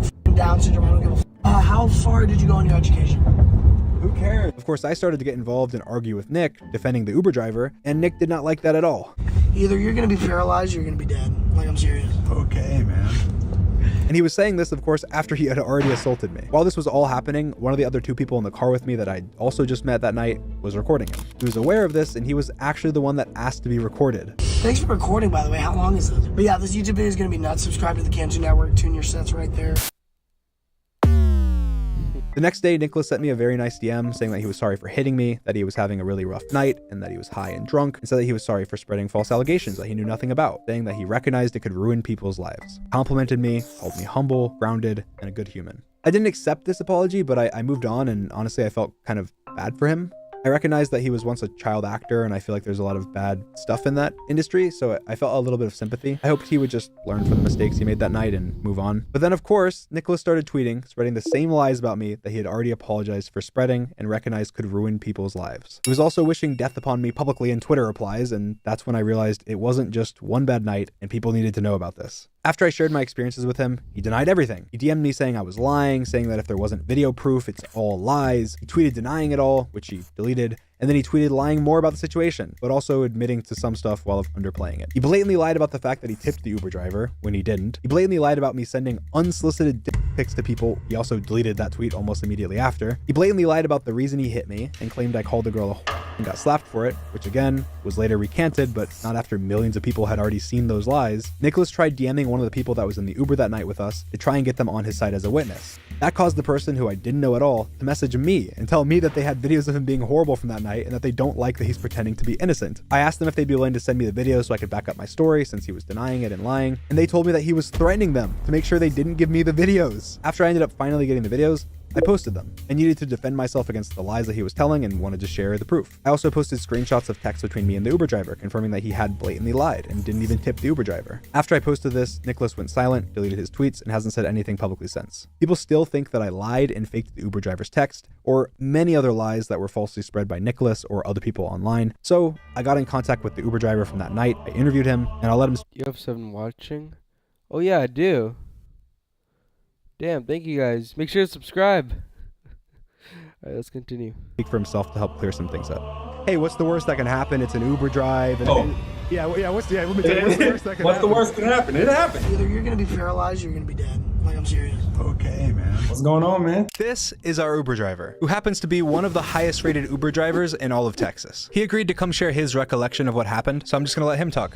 When I picked you guys up, you know, he had a lot of energy. He was wild, like putting his head outside filming. The phone dropped out of the car. When the cop showed up, the cop came up to the car at first and was talking to him. And the way that he was speaking to the cop, he was speaking like down on the cop. And I'm like, man, like, you need to be quiet because you're gonna go to jail if you keep talking to the cops like that. As soon as I said that, not even 20 seconds, the cop came and he was like, you get out the car, you're going to jail. I'm trying to save you from going to jail because I don't want nobody to go to jail, period. Kept saying something about like IQ, like he felt like he was better. And I was like, nobody cares about your IQ. There's a lot of people with high IQs in jail right now. So what are you gonna tell him? You're gonna talk to him and say that you're a child star while you're in jail? So I was like, I'm trying to help you out. I don't want you to go to jail, even after you're acting crazy and wild, which most Uber drivers would have left you. You never said anything negative towards him while he was saying all this stuff. Majority of the stuff didn't make it on the tape. I think he was going through a lot of other things besides just being drunk. And the thing is, it doesn't really matter what he was on, what he was going through, the way he was acting, it was unacceptable. 50 or 60%, I may be wrong about the number, but something like that of all violence has alcohol in it. So if that was the case, all these people would be getting away with it. Like y'all kept saying, I'm sorry, like we just met him. You're gonna be forgotten like the dust in the sand when you're in the Sahara and there's 100 million, 1,000 billion sand particles. You're gonna be one of those, and I'm gonna be a statue erected in gold. Yeah, he went all into the Egyptian king and the like. He's real creative. Yeah, did he ever tip you anything? No, that was another lie. Well, I don't know why he said that. And you know what? At the end of the day, it doesn't even matter about the tip or anything like that. Don't say it if you're not going to do it. And don't say it at all. I wasn't begging you guys for a tip or anything like that. Man, it was an eventful night. I don't know why a lot of people think that you were the one that was doing all these things and making all this stuff up and you wanted to do all this. I was like, he was the one that was trying to stop everything the most.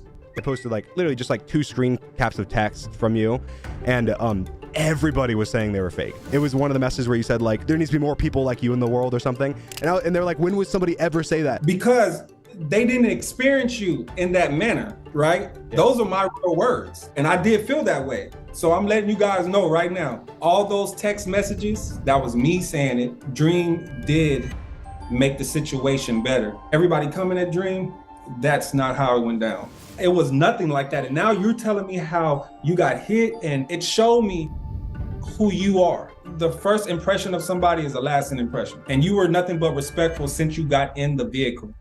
And you tried to de-escalate everything that was going on. And all the people in the back, Nicholas, if you are listening, really do some deep diving in yourself and figure out what the real issue was. Do a lot of soul searching. Because you are intelligent, because I could tell some of your comebacks and what were you saying, but the way you were acting was more of a cry for help. Whatever you're going through, you got to fight and you got to get some help. Don't fight other people, fight what you're going through. At the end of the day, I know we all make bad decisions and we have to learn the lesson from it. And this was just a bad decision that you made, and just learn from it. And all the different YouTubers and all the different people that were commenting about the situation, I do understand the entertainment part of it, right? And it's just I've seen a lot of memes and everything, but I was reading a lot of comments. He was saying this, or he was saying that, or it doesn't make sense. All that stuff doesn't mean anything if you were not there. It's just speculation. And if somebody older is trying to help you guys out, my advice is for you guys to listen. That's it. That's all you have to do. But you don't have to be negative towards them. And we have to stick together because there's so many things that keep us apart, right? Just like if you look at it, it's the dream and the voice for for Gumball. How about you and Nicholas have a sit down with me? We talk all the issues and all the problems out, and we can show people how bringing things together from a negative to a positive. And see how that spreads. It's in the universe. Amazing, man. Well, thank you so much. I really appreciate you coming on.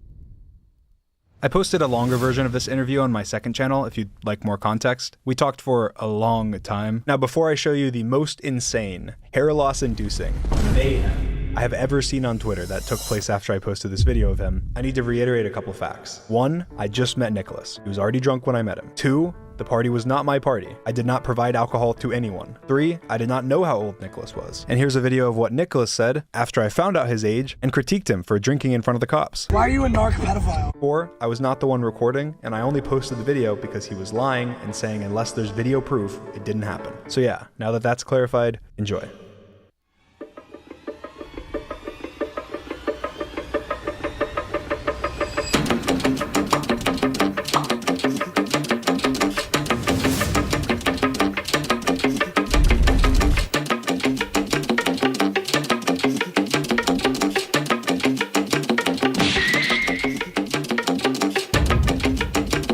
Was a dream when he finally gets to use his blackmail on Gumball.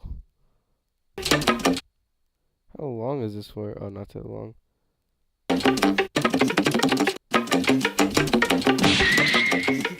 Let's see who wins.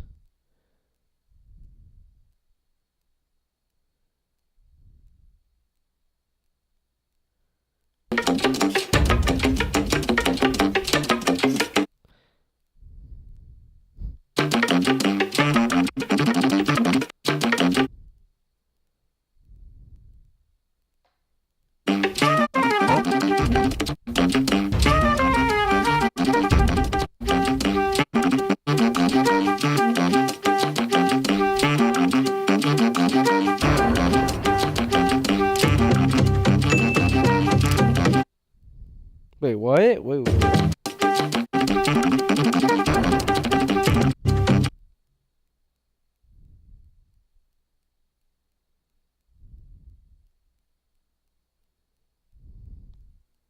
That's their house? Dang, that's a pretty nice house, dude. They got 2 parts, too.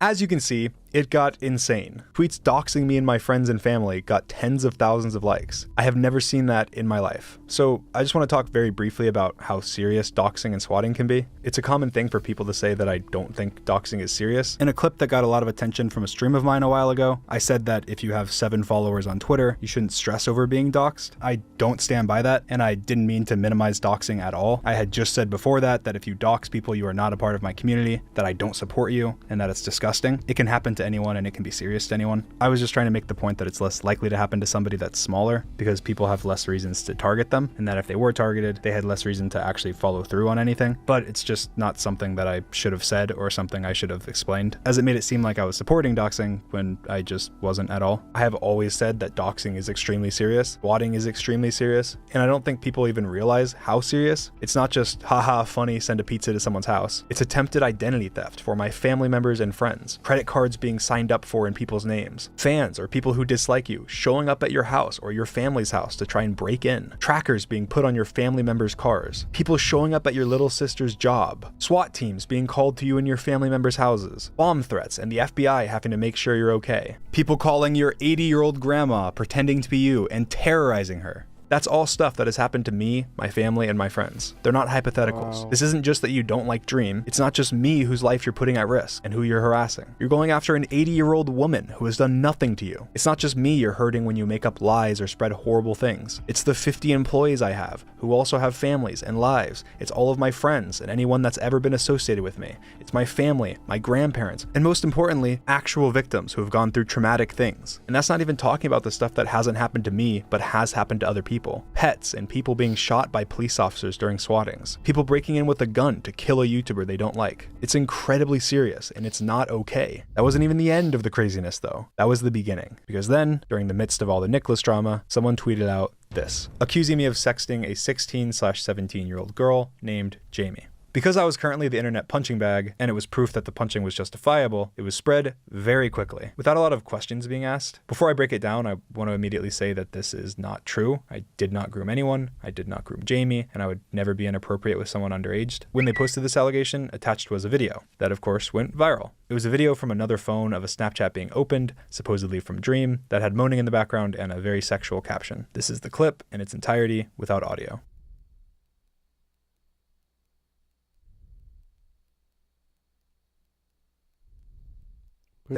What is the caption? Also attached screenshots of Discord DMs between anonymous people who were claimed to be two friends of Dreams and said it was them discussing me having sexted a minor. In these screenshots, they say that I was confronted about it and that I admitted it. I've shown you every piece of evidence they posted without changes, and I've mentioned everything that they've claimed. Now, just to reiterate, this is not true. Every piece of evidence is either out of context, edited, blatantly lied about, or presented in a very disingenuous way. Again, I did not groom anyone. I also was never confronted about grooming by any of my friends. Now, of course, when something like this is claimed, it's extremely serious, so I'm gonna break it down in detail. Okay, so who is this accusation from? It's from an anonymous burner account made the day of the accusation, which is interesting. So we don't know who they are, but we do know who the victim is. Jamie, right? And how old did they say she was? They said 16/17. Okay. So what else do we know about Jamie? They said she left the internet in 2020. So because they apparently can't, let me tell you who Jamie is. I follow Jamie on Twitter, which people quickly pointed to as proof. As you can see, Jamie is also followed by Skeppy, Verb, and Spifey, other YouTubers from the community. I met Jamie when I wasn't even a YouTuber. I had just posted my first ever YouTube video less than a month before. I had less than 100 followers on Twitter the month that I met her. I made a lot of friends around this time because I wasn't a big creator and I was part of a lot of online communities as a fan. She played on Bad Boy Halo's Minecraft server and was a fan of Skeppy. I was trying to grow and make connections, and I had pretty much just made my Twitter account, so I made a lot of friends. Many people from this time I'm still friends with to this day. People claiming that me following her is proof that I sexed underage fans or groomed her at all is ridiculous. These claims are completely false. They were right about her age. She's 21 now, so she would have been around 17 4 years ago. That's about the only correct thing they said this entire time. Like, remember they said she quit the internet in 2020 as a convenient way to excuse any questions about her? Well, she didn't. She liked a tweet from last month, actively tweeted all of 2022, and she changed her bio and Twitter account name when this happened, just wanting to be left alone? That's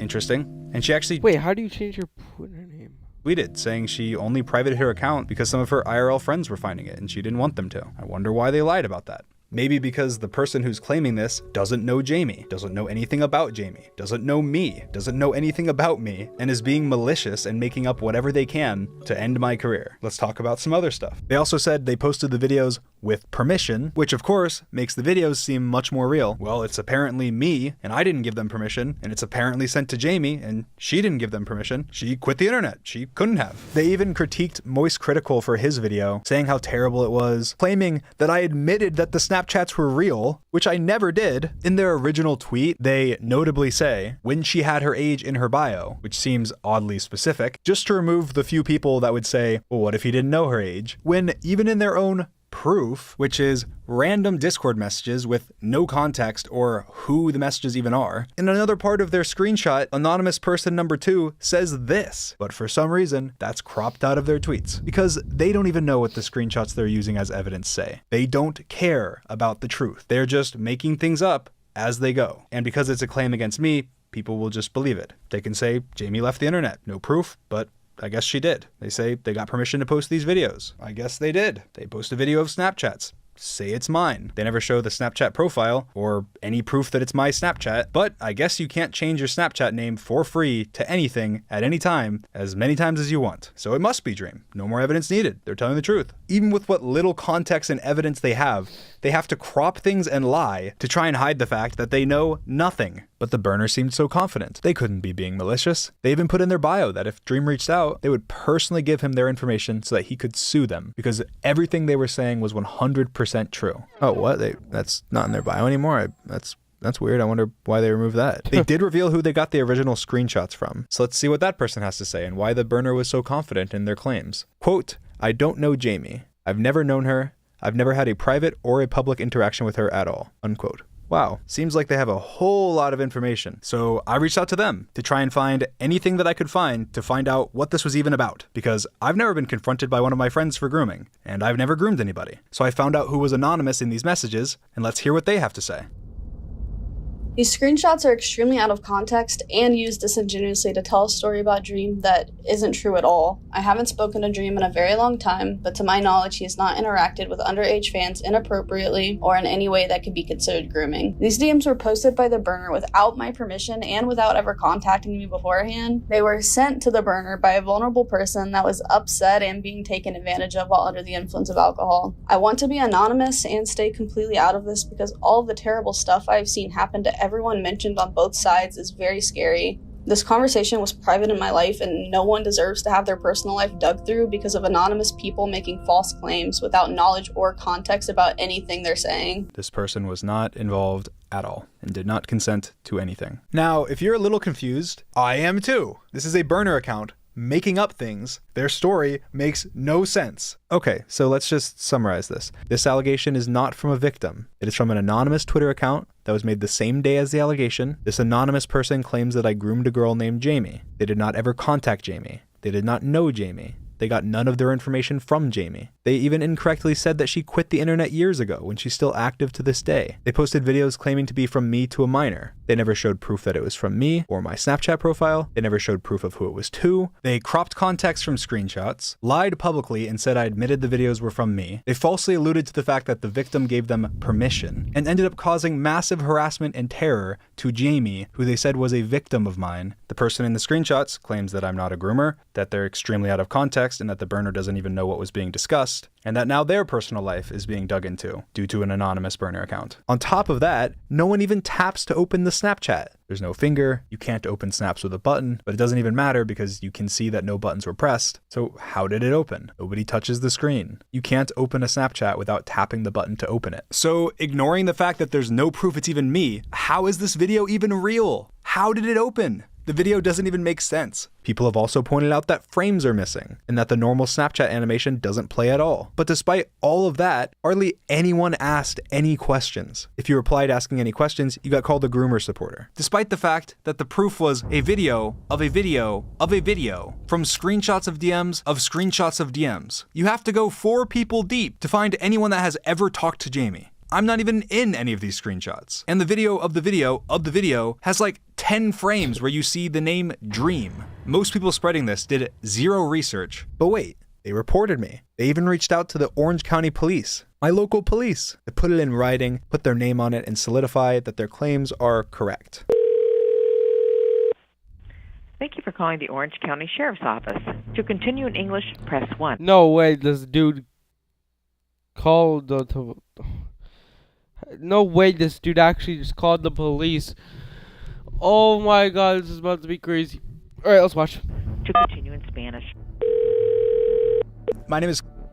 I have a YouTube channel and I live stream and stuff, and long story short, very recently someone anonymously posted a bunch of like fake stuff online saying that I'm a pedophile, and of course it's from like a burner, like anonymous burner account, can't really, you know, whatever. But anyway, in their post, they said that they called and talked to the Orange County Sheriff's Office about it, and of course they said that to try and like make me look guilty for being like a predator somehow. But I guess I wanted to call and try and get more information, I guess. What's your name? Looking it up in other police stuff. Hi Dream, you have 99 plus unread voicemails and some new voicemails. People are there, they're slandering you. Alright, hold on.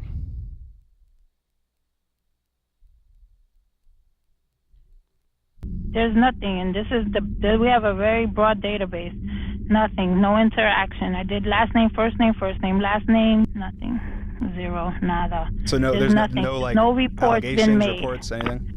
Nothing. Your name has nothing next to it. There's not even. So if you would like to make a report and you feel like someone is harassing you, all right. But whoever's telling you that stuff, you may need to file a complaint because that's harassment, and that's called slander. And you do have civil rights, so you can make a report if you want.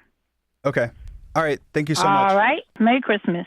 All right. Merry Christmas. Bye. And not that taking legal action as an anonymous source would prove anything, but just to be clear, I have searched far and wide, sent open access requests to police departments. So you're not listed in my system at all. And all police records are public in Florida, where I live. Not a single person has filed anything against me. Anything. Even though every claimant has claimed that they have. Again, not that it would prove anything if they did. It would be disproved in court, but not a single person did. I also don't have any civil cases brought against me, meaning no one has officially accused me of anything from anywhere, despite, again, every single person claiming they have. This is public record. But despite everything you've just heard before this in this video, when this tweet dropped, people were celebrating in the replies. Celebrating in the replies of a tweet that's supposed to be about a child being sexually abused. That is not okay, and just shows that you actually don't care about victims, about this. You just care about taking down Dream, which is the same thing the burner account cares about. They don't care about the truth. They don't care about what's real. They care about saying whatever they can to ruin my career. They don't care about victims. They don't care about Jamie. And if you still don't believe me, let's hear a statement from Jamie herself, who seemed terrified, didn't want anything affecting her real life, wasn't a victim before, but is now, due to all the harassment and people spreading sexual things about her without her knowledge or consent. My name is Jamie. I want to make it very clear that I was never groomed. I definitely am not a victim of Dream. I don't know how or why people are using my name and information without having ever asked me if any of it's true. Everything claiming to be about me was posted without my consent. Leave me alone. I want nothing to do with this. I have been getting harassed by people, either saying I'm looking for attention or digging through my life trying to confirm things I want nothing to do with. Leave me alone.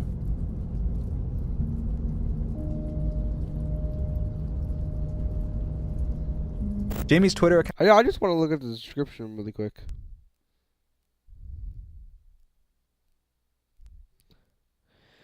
This this video uses music, visuals, and sound effects to aid the viewer and help them understand and refrain information easier.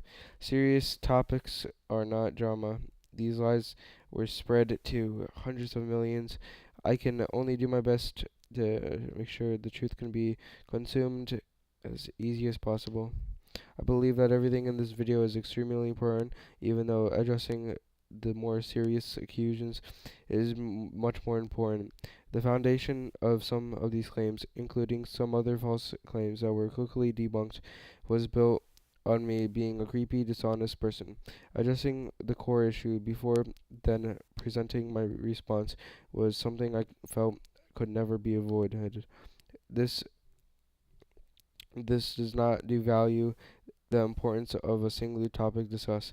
They are all vitally important, and each chapter should be viewed as its own video. Feel free to use the contents of this video as you wish, and even monetize it, as long as context to all statements is provided and the video in its entirety is not re-uploaded. This includes, of course, fair use, reactions, and edits. All witness. Okay, yeah, I can't. I'm not reading. Oh, I can, but I'm not.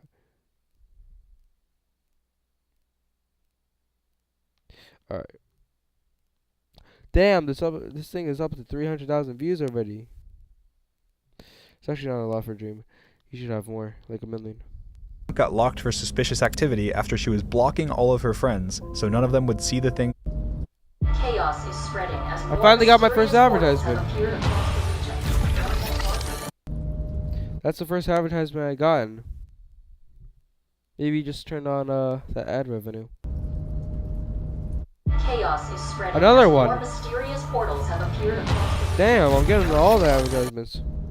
Jamie's Twitter account got locked for suspicious activity after she was blocking all of her friends, so none of them would see the things being said online about her. She didn't quit the internet in 2020 like the burner claimed, but she probably will now. She had to change all of her social media ads, and people were messaging friends of hers, all because an anonymous person made a claim on her behalf without even knowing if it's true, spreading sexual stories about her as a minor to millions of people, creating victims in the process. Hope it was worth it. So I'm sorry, Jamie. I'm sorry that you were used as bait. I'm sorry that you have your life being dug through by people. And I'm sorry to all victims that have to see this, that have more fear about coming forward, because all this is terrible and no one wins. And I'm sorry to anyone else that got involved or dragged into it. Sorry for those that were taken advantage of. I'm sorry for those that were lied to. Again, no one wins. It's incredibly hard to navigate these situations. There's no benefit to somebody putting their name and face out there to defend me or clear up complete lies if even when someone's completely in the wrong, they're still praised as a hero because it's against Dream. As I was literally about to post this video, another burner thread by a different burner was made about Jamie, claiming 24 pages of evidence that I groomed her. And the very first line of their document, the Twitter account Burner22 recently provided a screenshot of a Twitter DM conversation between them and someone by the name of Jamie. This is massively incorrect, a lie, and never happened, as you now know. The burner account was not any of the people in any of the messages, never spoke with Jamie, and the actual person in these messages has made a statement in this video debunking this, as well as Jamie. And this is the first line of their 24 pages. Their proof was all to show that I knew Jamie. You found the house in the picture?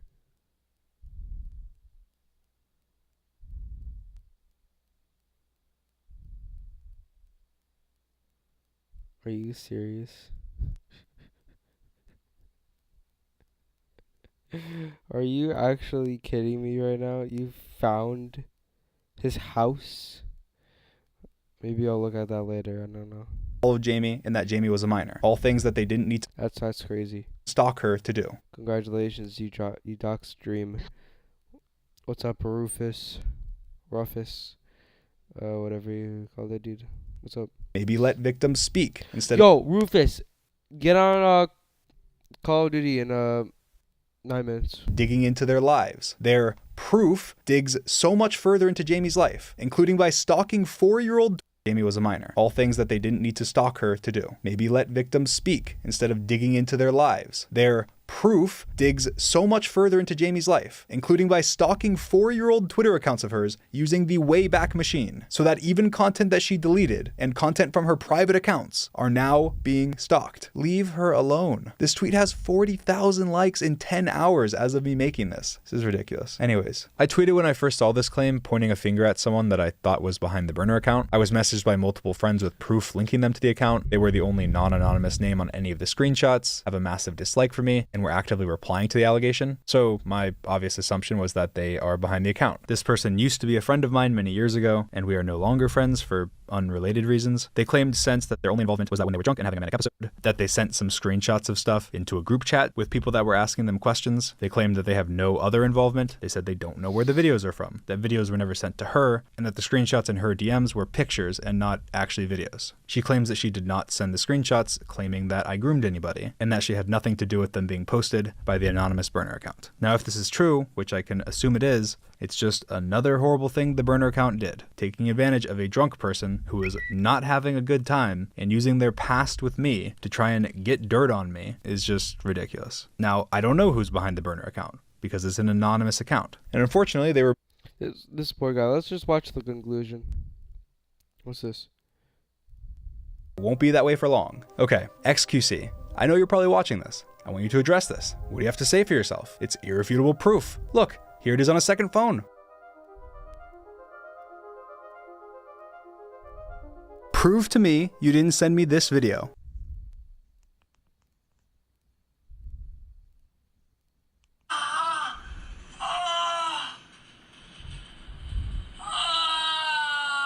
Or you're a What? pervert.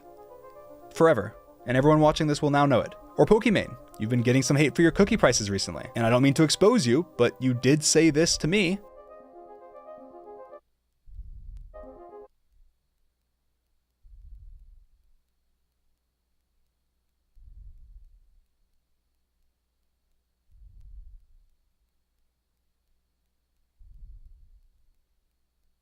Yo, what?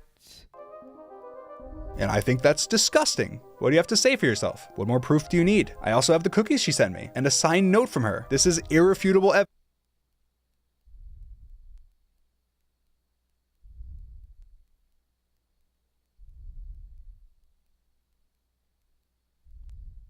You get the point. I made all of those pieces of evidence in 10 minutes with only free programs. What's stopping anyone from going and making a fresh account, faking evidence, and then accusing a person they hate of something vile? Be careful what you believe and ask questions. Believing real victims is important, but not believing fake victims is very important to real victims too. As for my conclusion on this video, I have a couple things to say. First of all, I just want to recognize that I'm probably in this position because she's way too honest.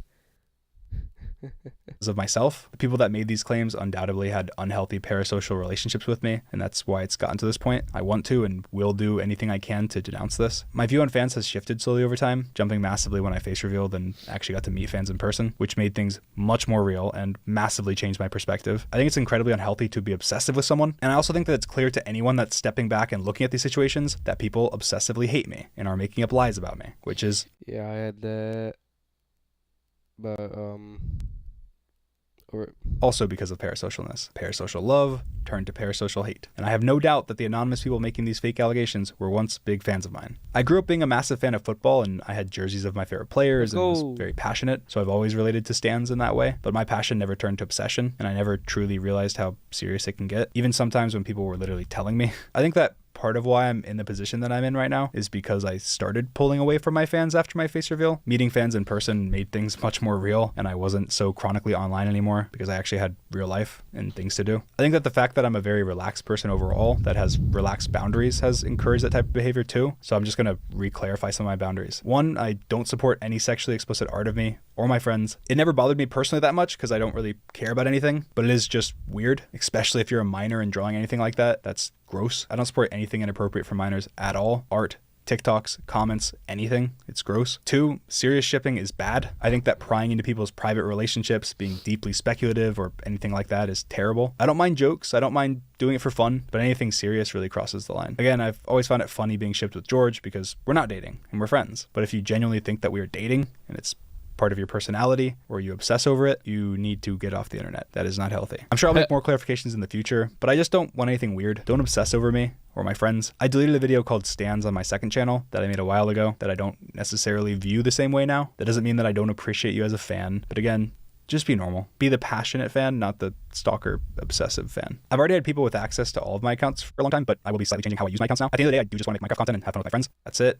That's all. Because of that, I've been a bit of a detriment to myself by arguing on Twitter or getting into petty drama that I don't need to. So because of that, I'm just not going to be using Twitter anymore. I'm going to have someone run my Twitter and post tweets promoting my content. I'll still tweet non-promotional stuff, just with it being positive only and going through multiple people. And I don't want anyone that's a fan of mine to take anything super negative away from this video or think about things in a really sad way. I want to be positive, and that's one of my favorite things about having a community at all, spreading positivity and love. So try and be positive. Say something nice today. Do something nice today. I don't want to keep letting this cloud loom over my head though, so I'm just going to move on. I don't plan on making any more statements, and I don't plan on talking about this anymore. This is it. I just want to focus on making the best content that I can. So that's what I'm going to do. I have tons of Minecraft content that I've been working on, and I'm super excited to put it out there. Pretty crazy. And I've been working on some stuff for over a year now. I don't want to throw the excitement away. And again, this was by far the biggest reason for my inactivity. So Minecraft Dream will be coming back full force, stepping away from Twitter, and just focusing on putting out awesome Minecraft videos. Wait, how long ago did he say that? He said that 6 months ago. All right, let's see if that's actually true. I'll give him the year. No, I'll give him another 370 days, 80 days, or however long it is. Like I used to do. So yeah, I appreciate everyone that watched this video all the way through. I'm sure it was a roller coaster. There's tons of links and information as well in the description. I also posted multiple videos on my second channel. See you guys soon. I like it, dude. Alright, let's go to his second channel. I'm not gonna like watch anything.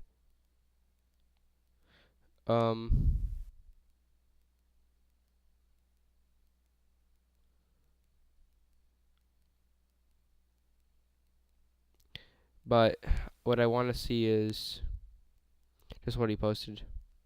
Oh, cause he unlisted them. Hold on. When you think work, you think boots. You think boots, you think heavy equipment. In this video, I'm going to be very vulnerable.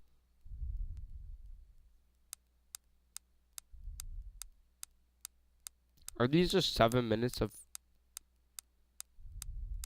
pictures?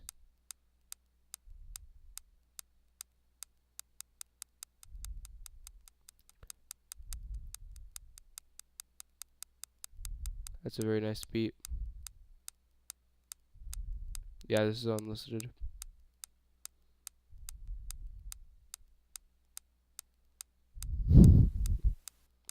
Alright. But yeah, there's the dream video.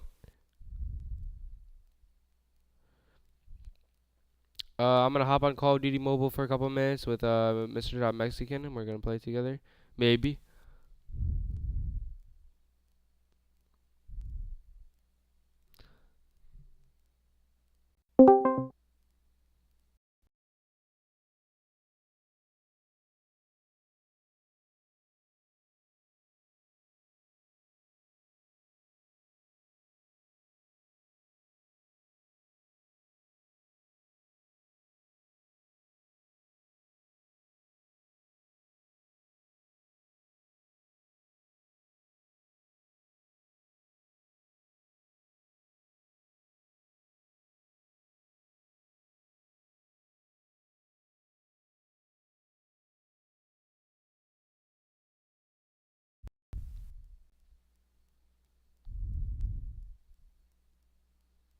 Alright guys, I'm gonna be right back and I'm gonna hook up this PS5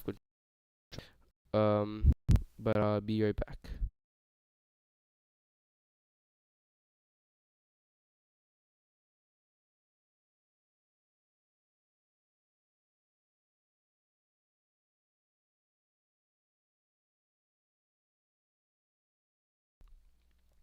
Alright, I'm back.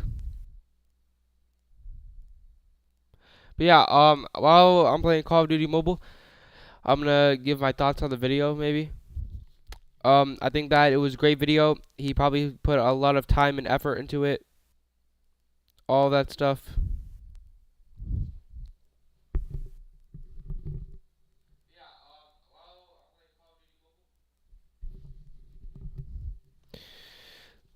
Two times. No, thank you. I don't have any money. I spent it all on. Don't actually want to say that. Let me invite this guy. Where's this guy at? Day 5. Sticky grenade. Login daily.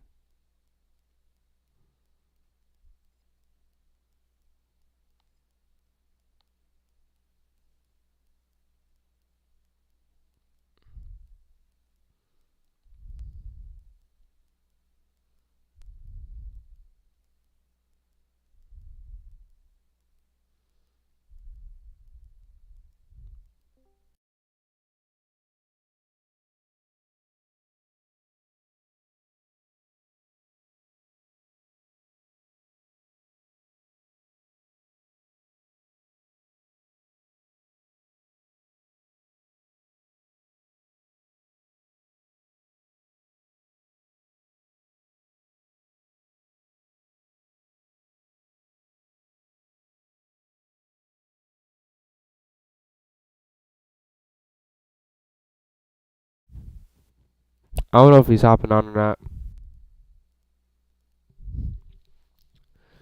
Alright.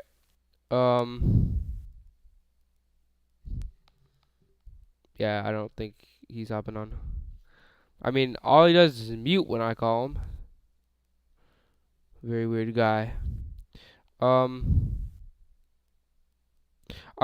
let's do this. Let me just make sure my microphone is working.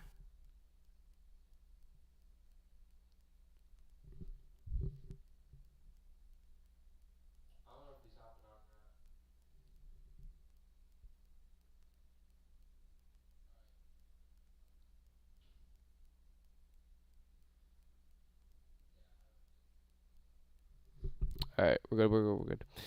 Dude, I have a 20-second delay on my live stream. No, wait, wrong one, wrong one. No. Let's do, actually, let me see if I can do a gunfight. Let me see if I can do a gunfight on Rust. No, wait, no. Saloon. Should I do Saloon? I haven't played on a controller in a while. Let's do Docs. Docs is easy on a controller. See if I can do that.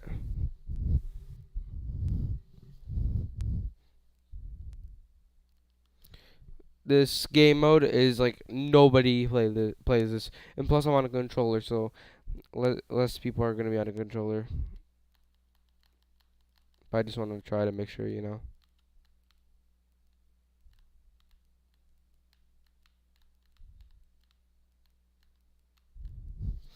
All right. Hardpoint at Nuketown. Oh, Mr. Hot Mexican is online. Let's go. Yo!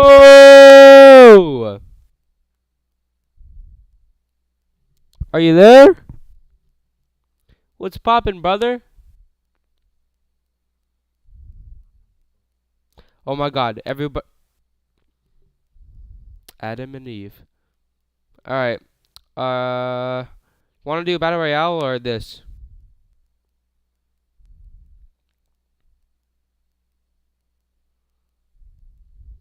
Hello. Do you want to do a battle royale or this? This one?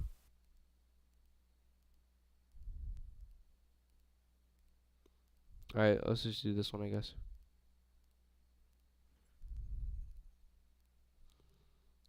All right, to be honest, I have no idea what he's saying, but I think he said this one. All right, let's do this. All right, you ready? I haven't played with you in a while. Yeah, you know it all, dude. I haven't played with this guy in about 1 or 2 months. I used to play this guy all the time. All right, let's do it. Wait, why is my controller working? Wait, what? Hold on, guys. Be right back. Where we were. I gotta fix this. I gotta fix this.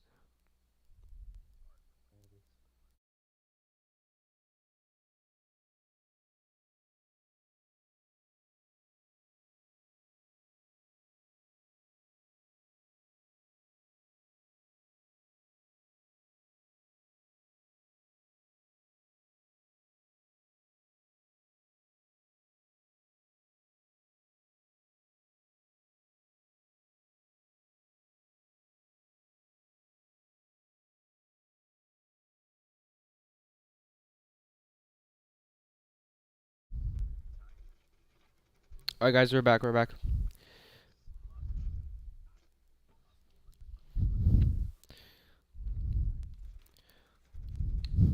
We're back. We're back. We're back. Yo, why is your game audio so loud? I can hear your game audio, Mr. Top Mexican, coming out from your microphone.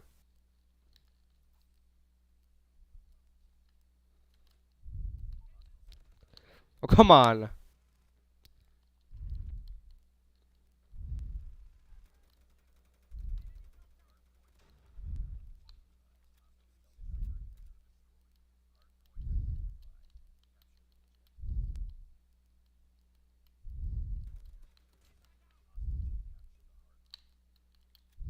Oh shoot, there's a new hard point.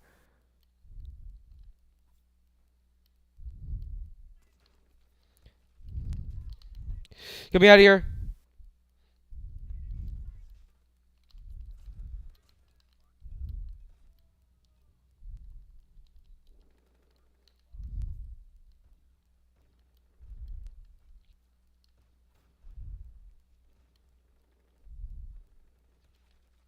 Oh, come on.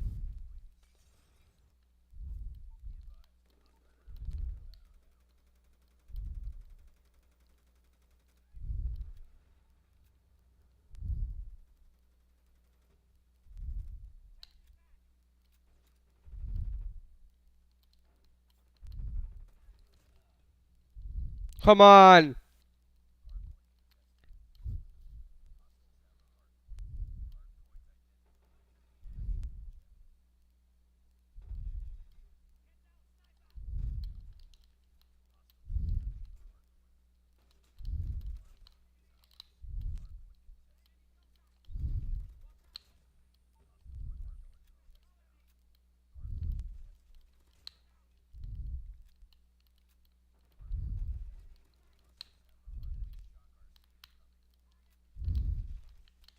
Are you serious?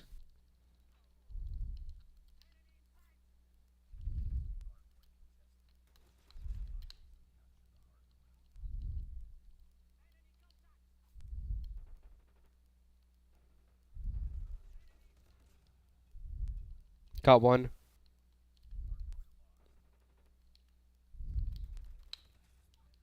There's another one right there, dude.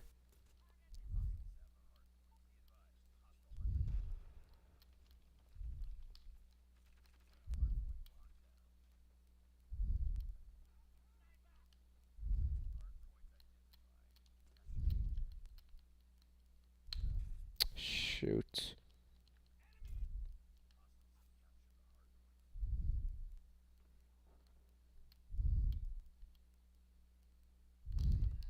Come on.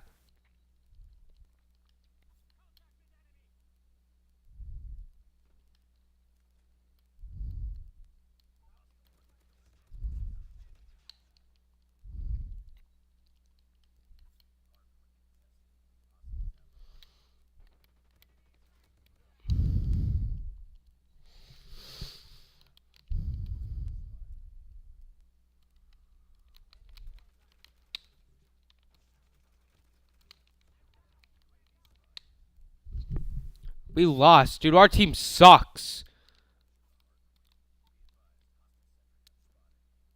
This is a disgrace. Come on. 27. I did my best, dude.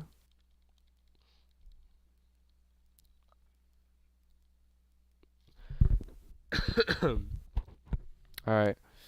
Just get out of here. What a disgrace. Alright, maybe I should invite him to a new game mode. I'm a 1v1 this guy, actually.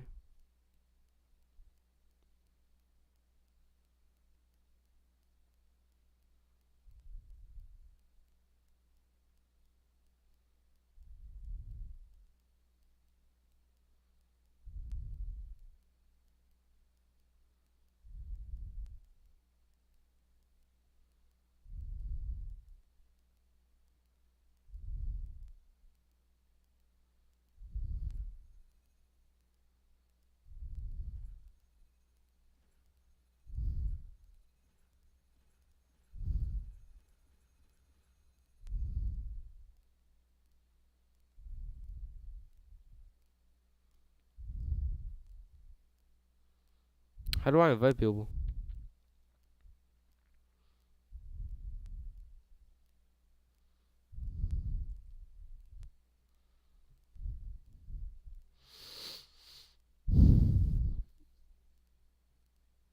I don't think I've played a match of Call of Duty Mobile on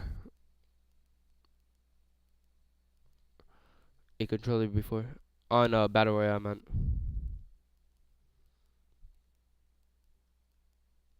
Yo, 1v1 me.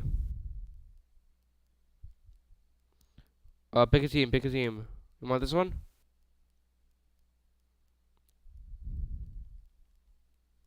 I guess I'm going this one. Let's do Frontline. Yo, what map do you want? No, I'll just use it for you. Let's do free for all. Where's free for all at? Free for all. Let's do Nuketown. Alright. Alright, bro. Good luck.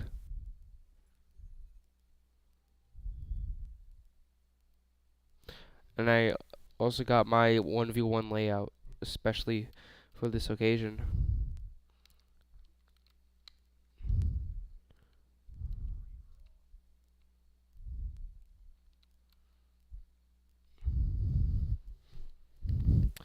Mr. John Mexican is easy to beat from what I remember.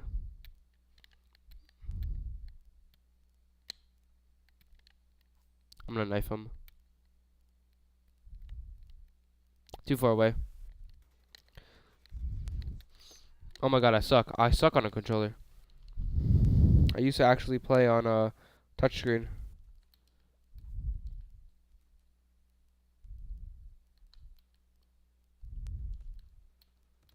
Oh my god, this guy. Okay, hold on.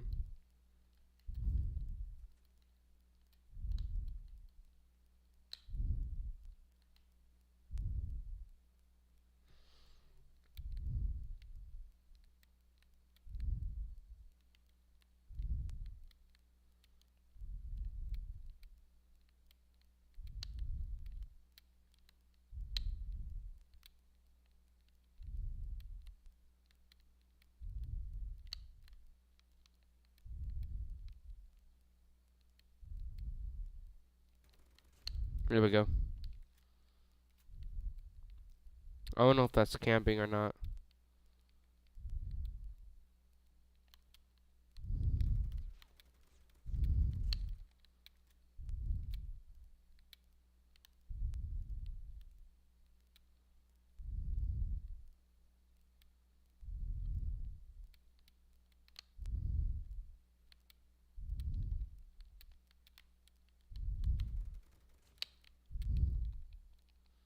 But basically what I could do here is camp for the rest of the game like I used to do because I'm winning. I'm just too much of a good player to do that, so I'm not going to do that.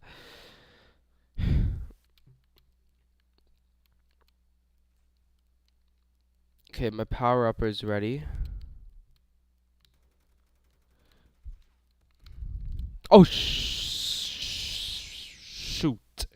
Shoot.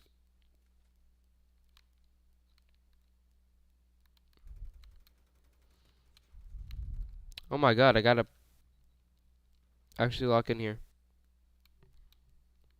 Okay, now he's actually getting good. I cannot get him on this winning streak here.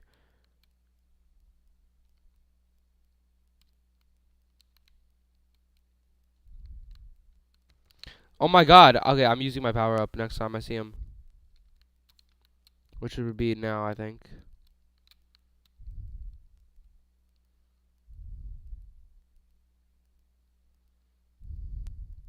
Never mind. Maybe not.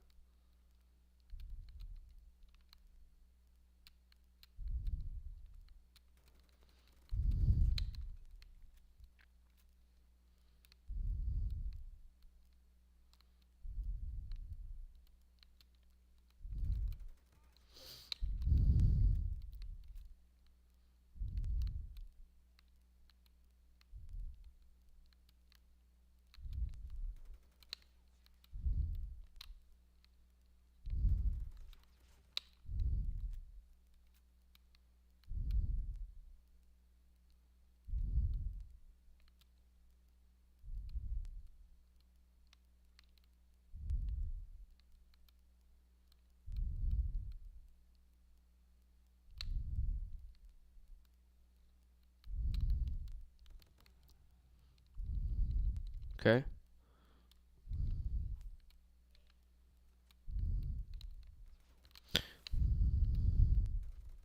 Oh my god, he's just auto-aiming.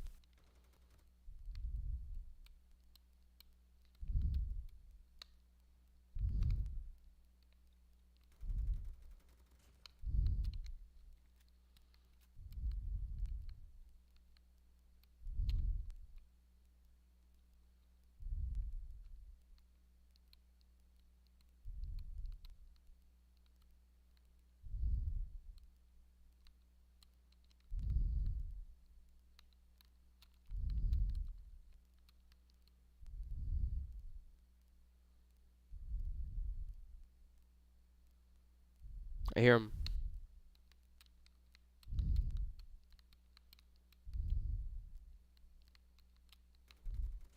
Did he not see me? I'm so confused.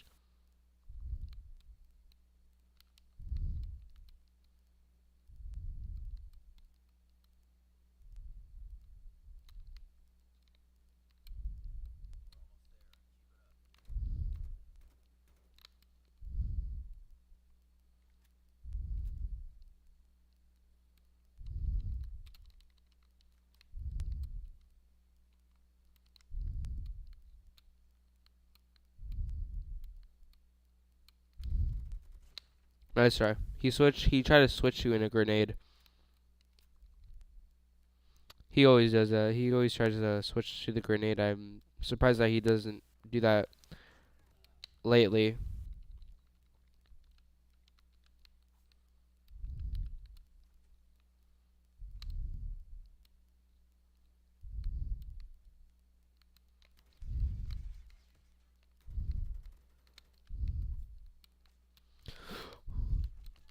Yeah, let's go, dude.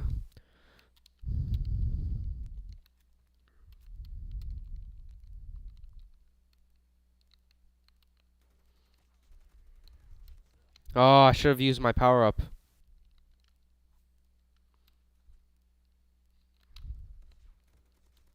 There we go.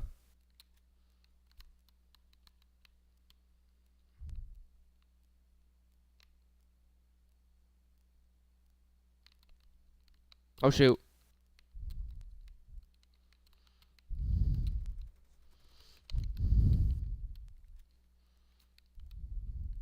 Never has a 1v1 been this close with this guy before. This is actually going down in history. Mark the history books. This guy has actually been good.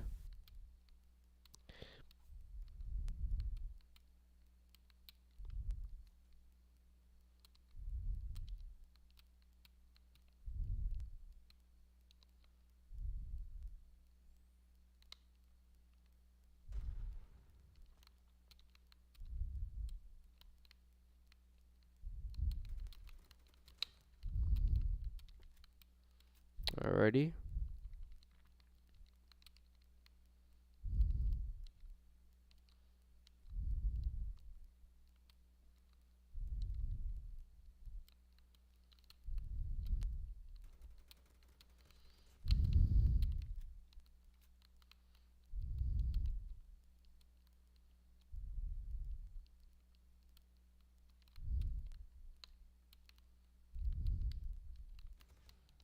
Why did it take so long to aim there?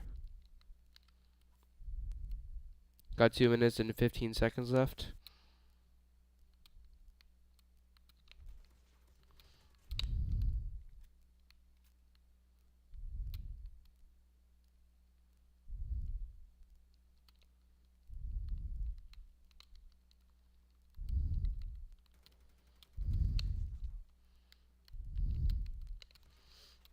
Oh my god, I can't aim, dude. I gotta aim. I can't aim.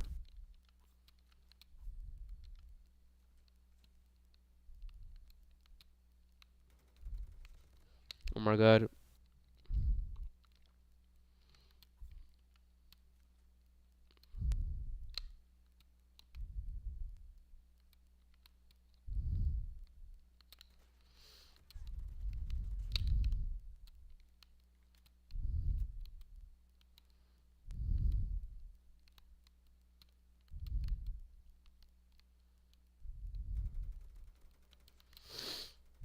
Oh, come on. That's...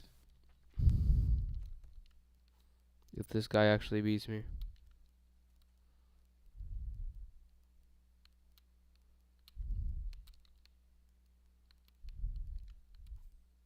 Got 1 minute left.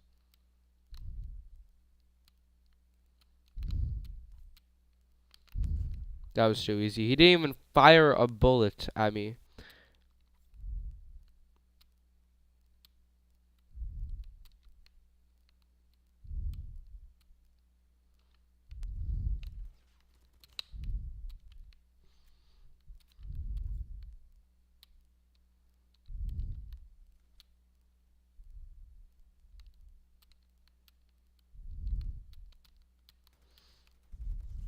Let's go. 20-13. GG, bro.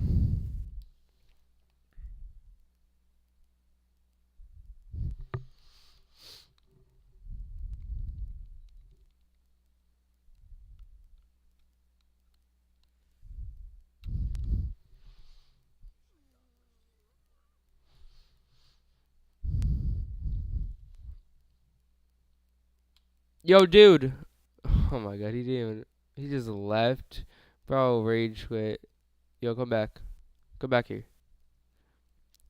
Yo, dude, good game. That was a really good game. I'm on the controller. I'm still practicing, so I'm bad.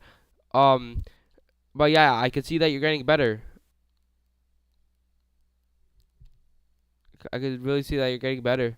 Um, I mean, 20-13. I think that's one of the closest scores that you that we that you came to me. You know. So good game, dude.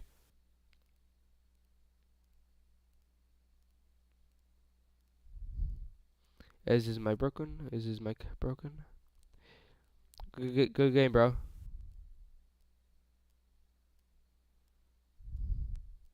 I think he's a little mad. He's always he never turns on his microphone after I beat him. But yeah, I'm gonna end this live stream off here. Wait, what? Get the battle pass. Instant. All of these? I find that hard to believe. Alright guys, I'm gonna end this live stream off here. I hope you guys enjoyed, and if you did, make sure to like the live stream up, subscribe, and all that good stuff. And yeah, I will see you guys in the next live stream. Bye guys.